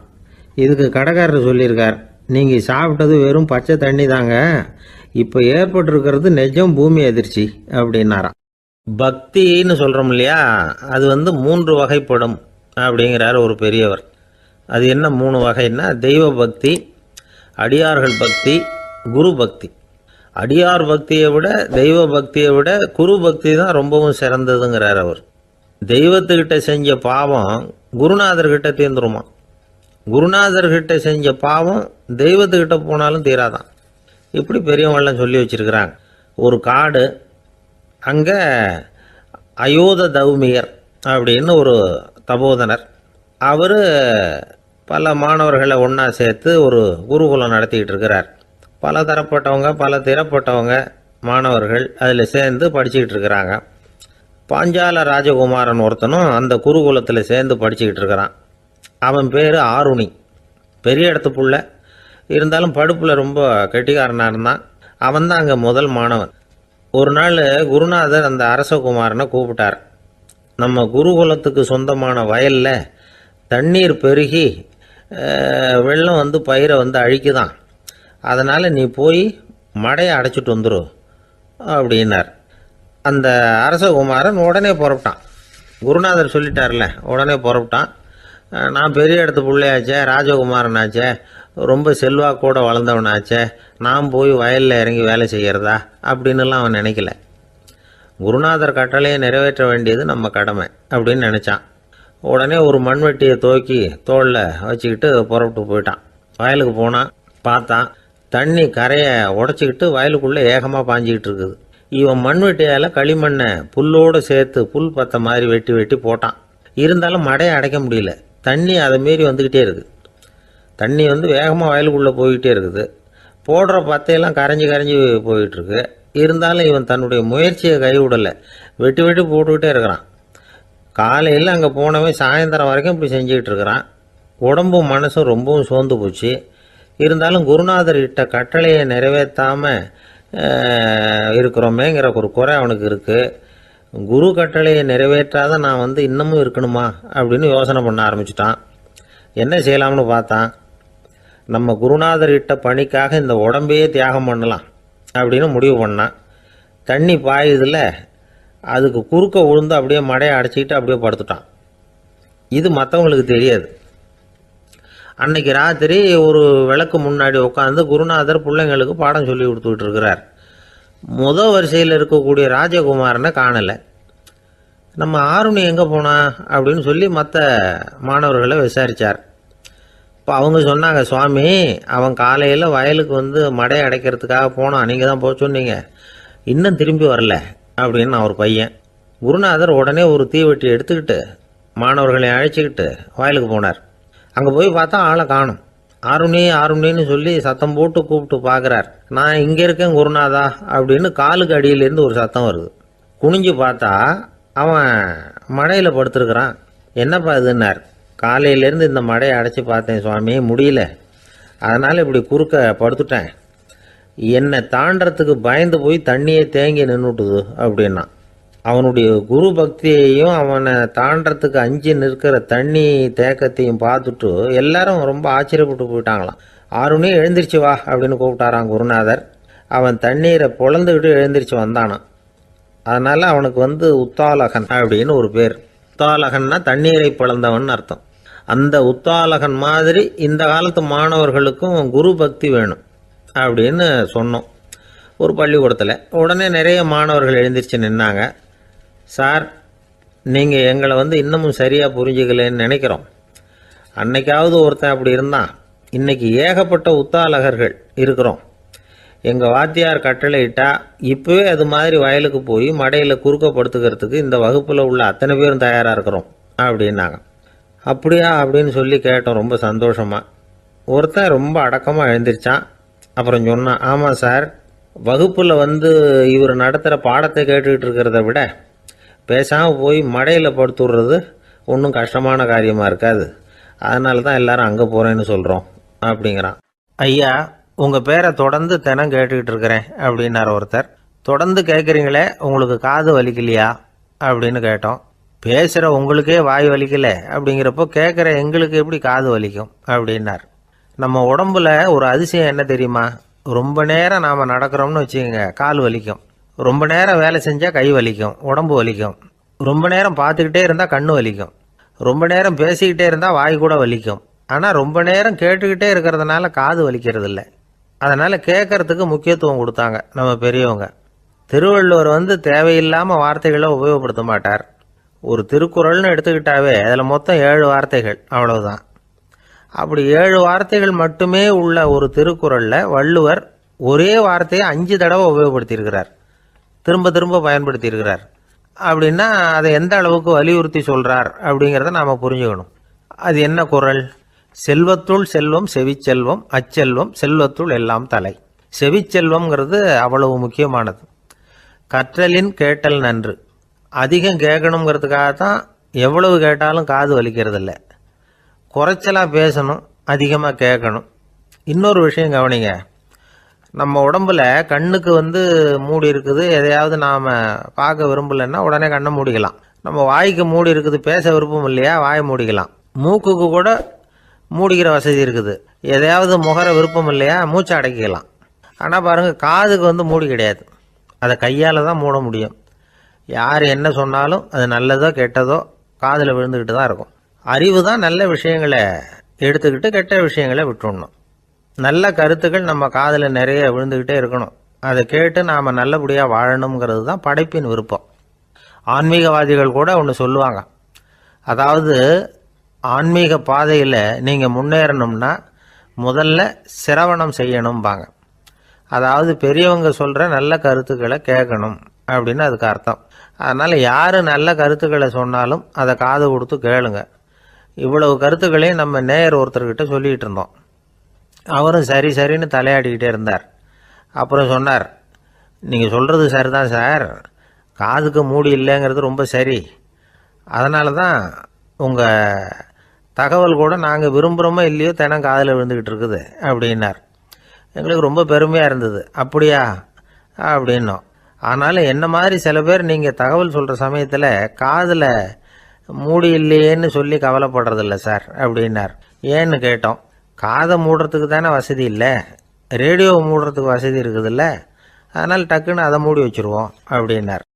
கங்கை கரை தோட்டம் பக்கத்தில் ஒரு ஆசிரமம், அங்கே ஒரு பெரியவர் தங்கியிருக்கிறார். அவர் தான் ராமகிருஷ்ண பரமஹம்சர். அந்த ஆசிரமம் இருந்த இடம் கரக்பூர். வங்காளத்தில் பொதுவாக எல்லாரும் மீன் சாப்பிட்றது உண்டு. கங்கையில் குளிச்சுட்டு கையில் ஒரு மீனோடு வர்றது வழக்கம். இவர் இருக்கிற இடத்துக்கு கங்கையில் படகு வழியாக வரணும். அப்படி தான் எல்லோரும் வருவாங்க. வர்றவங்கள ஒன்று கூட்டி ஆன்மீக விஷயங்களை பற்றி பேசிக்கிட்டு இருப்பார். ஒவ்வொரு நாள் ஒவ்வொருத்தர் நகரத்துக்கு போகணும், வரும்பொழுது மீன் கொண்டுகிட்டு வரணும். அதுக்கு ஒரு அட்டவணையே உண்டு ஆசிரமத்தில். அது பிரகாரம் ஒரு நாள் சுவாமி யோகானந்தர் படகில் போனார். படகை செலுத்தினவங்க ராமகிருஷ்ணரையும் சுவாமி யோகானந்தரையும் மற்றவங்களையும் பித்தர்கள் அப்படின்னு சொல்லி ஏளனமாக பேசினாங்க. அவங்க என்ன பைத்தியம் பிடிச்சவங்க அப்படிங்கிறது மாதிரி. சுவாமி யோகானந்தருக்கு ரொம்ப மென்மையான இதயம். இவங்க இப்படி கண்ணாபின்னான்னு பேசுகிறத பார்த்தா மீனை வாங்கிட்டு திரும்புகிறப்போ என்ன நடக்குமோ அப்படிங்கிற பயம் வேறு வந்துட்டுது அவருக்கு. அவ்வளவு மென்மையானவர். இதை தெரிஞ்சுக்கிட்ட ராமகிருஷ்ணர், யோகானந்தா இங்கே வா அப்படின்னு கூப்பிட்டார். இவர் கண்ணீரை தொடச்சிக்கிட்டே கிட்ட போனார். சொன்னார், ஐயா, படகு ஓட்டுறவங்க உங்களை பற்றி மோசமாக பேசுகிறாங்க. என்ன திட்டினா பரவாயில்ல, ஆனால் உங்களை அவங்க திட்டுறாங்க, அதை என்னால் தாங்கிக்க முடியல அப்படின்னார். இதை கேட்டதும் ராமகிருஷ்ணருக்கு கோபம் வந்துட்டு தான். என்னது, உன்னுடைய குருவை பற்றி அவங்க மோசமாக பேசும்பொழுது நீ சும்மா இருந்தியா? வெளியில் போ அப்படின்னு விட்டார். குரு நிந்தனை செய்கிறப்போ அதை கேட்டுக்கிட்டு சும்மா இருக்கலாமா? குரு நிந்தனையை கேட்டால் பாவம் இல்லையா? என்னை தூற்றும் போது அவங்க பாவம் செய்கிறாங்க, அதை கேட்டுக்கிட்டு நீ சும்மா இருந்தால் நீயும் பாவம் செய்கிற அப்படின்னாராம். அடுத்த நாள் சுவாமி நிரஞ்சனானந்தர் போக வேண்டிய நாள். இவர் படகுல போகும்பொழுதும் அதே மாதிரி நடந்துதான். அவங்க மோசமாக பேச ஆரம்பித்தாங்க, திட்ட ஆரம்பித்தாங்க. அப்படி கேலி பண்ண ஒருத்தனை இவர் என்ன பண்ணார், பலார்னு கன்னத்தில் அரைஞ்சிட்டார். இன்னொருத்தனை கங்கையில் தூக்கி எறியறதுக்கும் தயாராகிட்டார். அதுக்கப்புறம் அவங்க யாரும் வாயை திறக்கலை.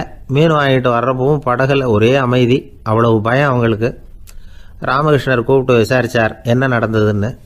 இவர் சொன்னார், அவர் யோகானந்தா போகும்பொழுது என்ன நடந்ததோ அப்படியே தான் இப்பவும் நடந்தது. குரு நிந்தனை செய்கிறத கேட்டுக்கிட்டு நான் சும்மா இருப்பேனா? ஒருத்தனை அப்படியே அரைஞ்சுட்டேன், இன்னொருத்தனை ஆற்றுல தூக்கி போட்டுருவேன்னு பயமுறுத்தினேன், அவ்வளவுதான் அப்படின்னாராம். இப்போவும் ராமகிருஷ்ணருக்கு கோபம் வந்துட்டு தான். என்ன இது, அணியறது காஷாயம், இருக்கிறது ஆசிரமம், உனக்கு இவ்வளவு கோபம் வந்ததுன்னா அப்புறம் என்னத்துக்கு ஆசிரமத்தில் இருக்கணும்? பிரம்மச்சாரி எப்பவும் அமைதியாக இருக்கணும் அப்படின்னு அறிவுரை சொன்னாராம் ராமகிருஷ்ணர். அப்போ இவர் கேட்டாராம், ஏங்க அவருக்கு ஒரு விதமான அறிவுரை சொன்னீங்க, எனக்கு வேற விதமாக அறிவுரை சொல்கிறீங்க, இதில் எது உண்மை அப்படின்னு கேட்டிருக்கார்.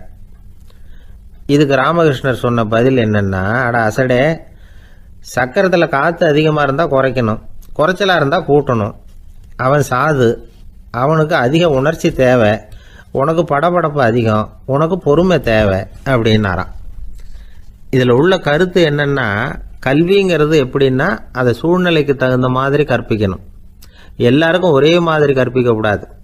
கேட்குற ஒரு தகுதி, புரிஞ்சுக்கிற திறமை, இதை பொறுத்து கல்வி அமையணும். ஆரம்ப காலத்தில் ஒரு குரு, அப்போ ஒரு சீடன் இருந்தான். அது வேடிக்கையான குரு, வேடிக்கையான சீடன். ஒரு ஆசிரமம். ஒரு நாள் ஒருத்தன் அவசரமாக அந்த குருவை தேடி வந்திருக்கிறான். என்ன விஷயம்னு விசாரித்தார் குரு. உங்கள் சீடர் என்னை அடிச்சுட்டார் அப்படின்னு புகார் பண்ணானான் அந்த ஆள். குரு சீடனை கூப்பிட்டார். அடிச்சியா இந்த ஆளை அப்படின்னு கேட்டாரான். ஆமான் இருக்கான் சீடன். ஏன் அடிச்சே அப்படின்னு கேட்டாரான். இந்த ஆள் உங்களை பற்றி மட்டமாக பேசிவிட்டான், என்னால் அதை தாங்கிக்க முடியல, அதனால தான் அடிச்சுட்டேன்ருக்கான். அப்படி என்ன பேசினா அப்படின்னு கேட்டாரான். உன்னுடைய குருநாதர் இப்போல்லாம் அர்த்தமில்லாமல் பேச ஆரம்பிச்சுட்டார் அப்படின்னு சொல்லிவிட்டான், அதனால தான் அடிச்சுட்டேன் அப்படின்னு நானான். அதுக்காக அடித்தே அப்படின்னாரான். நான் அதுக்காக அடிக்கலை குருவே, இப்பெல்லாம் நீங்கள் அர்த்தம் இல்லாமல் பேசுகிறதாக அவன் சொல்கிறான், அப்படின்னா இதுவரைக்கும் நீங்கள் அர்த்தத்தோடு பேசினதாகத்தானே அர்த்தம், அது தப்பு தானே, அதனால தான் அடித்தேன் அப்படின்னு நானான். தேசத்து மேலேயும் தாய்மொழி பேர்லையும் செலுத்துற அன்புக்கு அபிமானம்னு பேர். தேசாபிமானம்னு சொல்றமே இதுதான். ஒரு கணவன் மனைவி பேர்ல காட்டுற அன்புக்கு காதல்னு பேரு. கடவுள் பேர்ல செலுத்துற அன்புக்கு பக்தின்னு பேரு. இப்படி அன்புல பல ரகம் இருக்கிறப்போ அதுல உள்ள வித்தியாசம் தெரியாம இடம் மாத்தி அன்பு காட்டினா இடைஞ்சல் தான். சரி, இந்த அன்பை பத்தி விஞ்ஞானம் என்ன சொல்லுது தெரியுமா? இதயத்தை பாதுகாக்கிறதுக்கு முக்கியமா தேவைப்படுற ஒண்ணு இந்த அன்புதான்னு சொல்லுது. நெதர்லாந்து விஞ்ஞானிகள் இதை ஆராய்ச்சி பண்ணியே கண்டுபிடிச்சிருக்கிறாங்க. கொஞ்சம் முயல் குட்டிகளை 2 பிரிவா பிரிச்சாங்க. 2 குரூப்புக்கும் கொழுப்பு அதிகமா உள்ள ஆகாரத்தையே கொடுத்துக்கிட்டு வந்தாங்க. ஆனா ஒரு குரூப்புக்கு வெறுமன ஆகாரத்தை கொடுத்ததோட சரி, இன்னொரு குரூப் முயல்களுக்கு ஆகாரம் கொடுத்ததோட நிறுத்திக்கல. அதுக்கு முன்னாடி கூண்டுகளை திறந்து விட்டு முயல்களை கொஞ்ச நேரம் எடுத்து கொஞ்சி விட்டு அதுக்கப்புறமா ஆகாரம் கொடுத்தாராம் ஆராய்ச்சியாளர். இந்த குரூப்புக்கு இதய பாதிப்பு 60% குறைச்சலா இருந்துதான். சில நோயாளிகளுக்கு ஹார்ட் அட்டாக் வந்தாலும் அதை தாங்கிக்கிட்டு குணமாகிற சக்தி அதிகமா இருக்குது. இது எப்படின்னு ஆராய்ச்சி பண்ணி பார்த்துருக்கிறாங்க.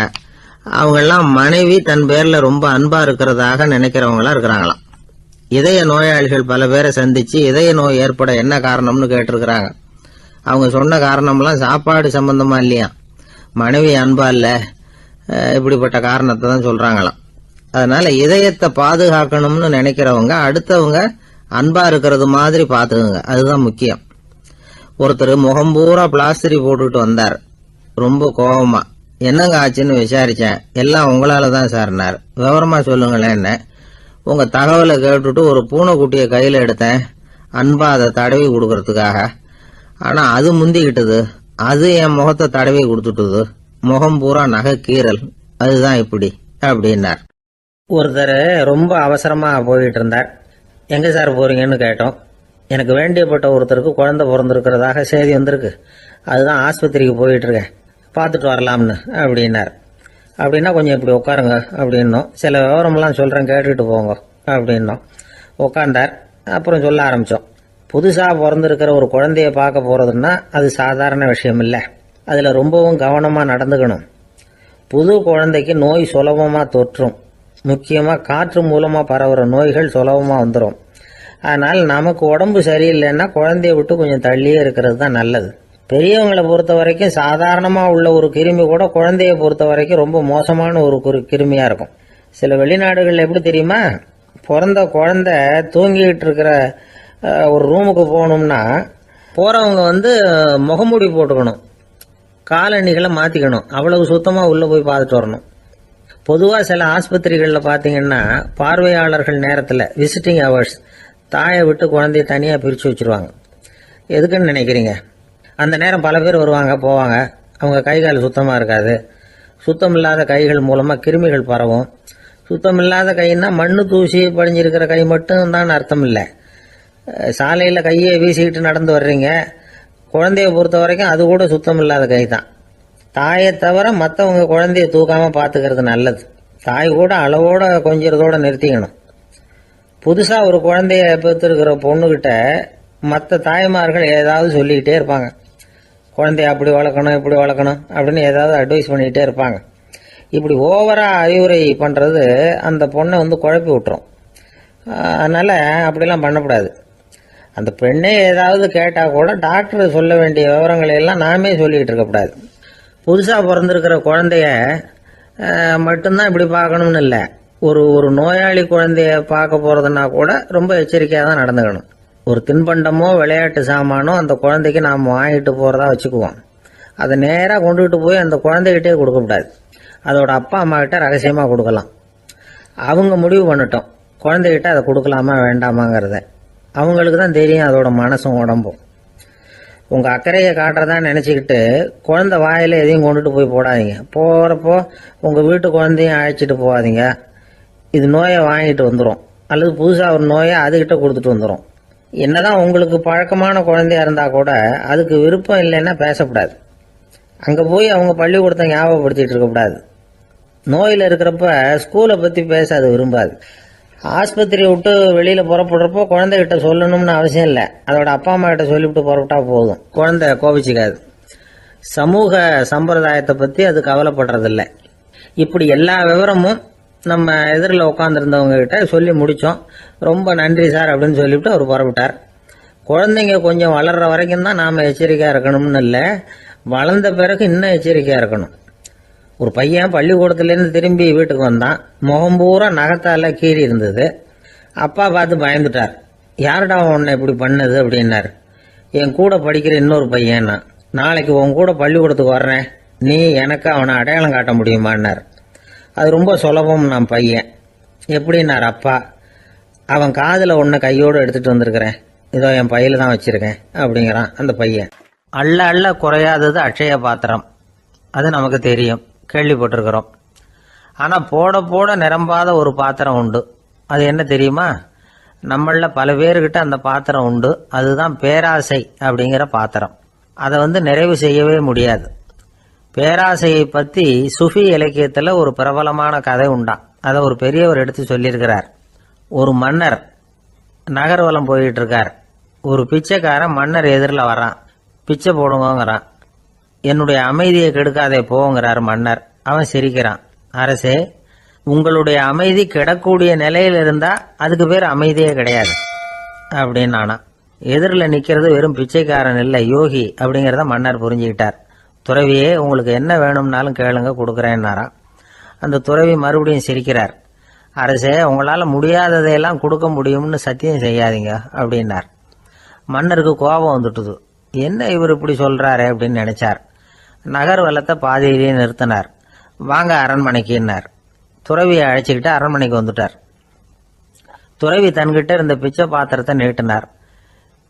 இது நிறைய எனக்கு பொற்காசுகள் வேணும் அப்படின்னாராம். அவ்வளவுதானா, இது ஒரு பெரிய காரியமா அப்படின்னு கையை தட்டினாராம் மன்னர். ஒரு பெரிய தாம்பாளம் நிறைய பொற்காசுகள் வந்து சேர்ந்தது. அதை அள்ளி போட்டார். போட போட அந்த பிச்சை பாத்திரம் நிரம்பவே இல்லை. பொற்காசுகள் போட போட அவ்வளவையும் உள்ள வாங்கிக்கிட்டே இருக்குது.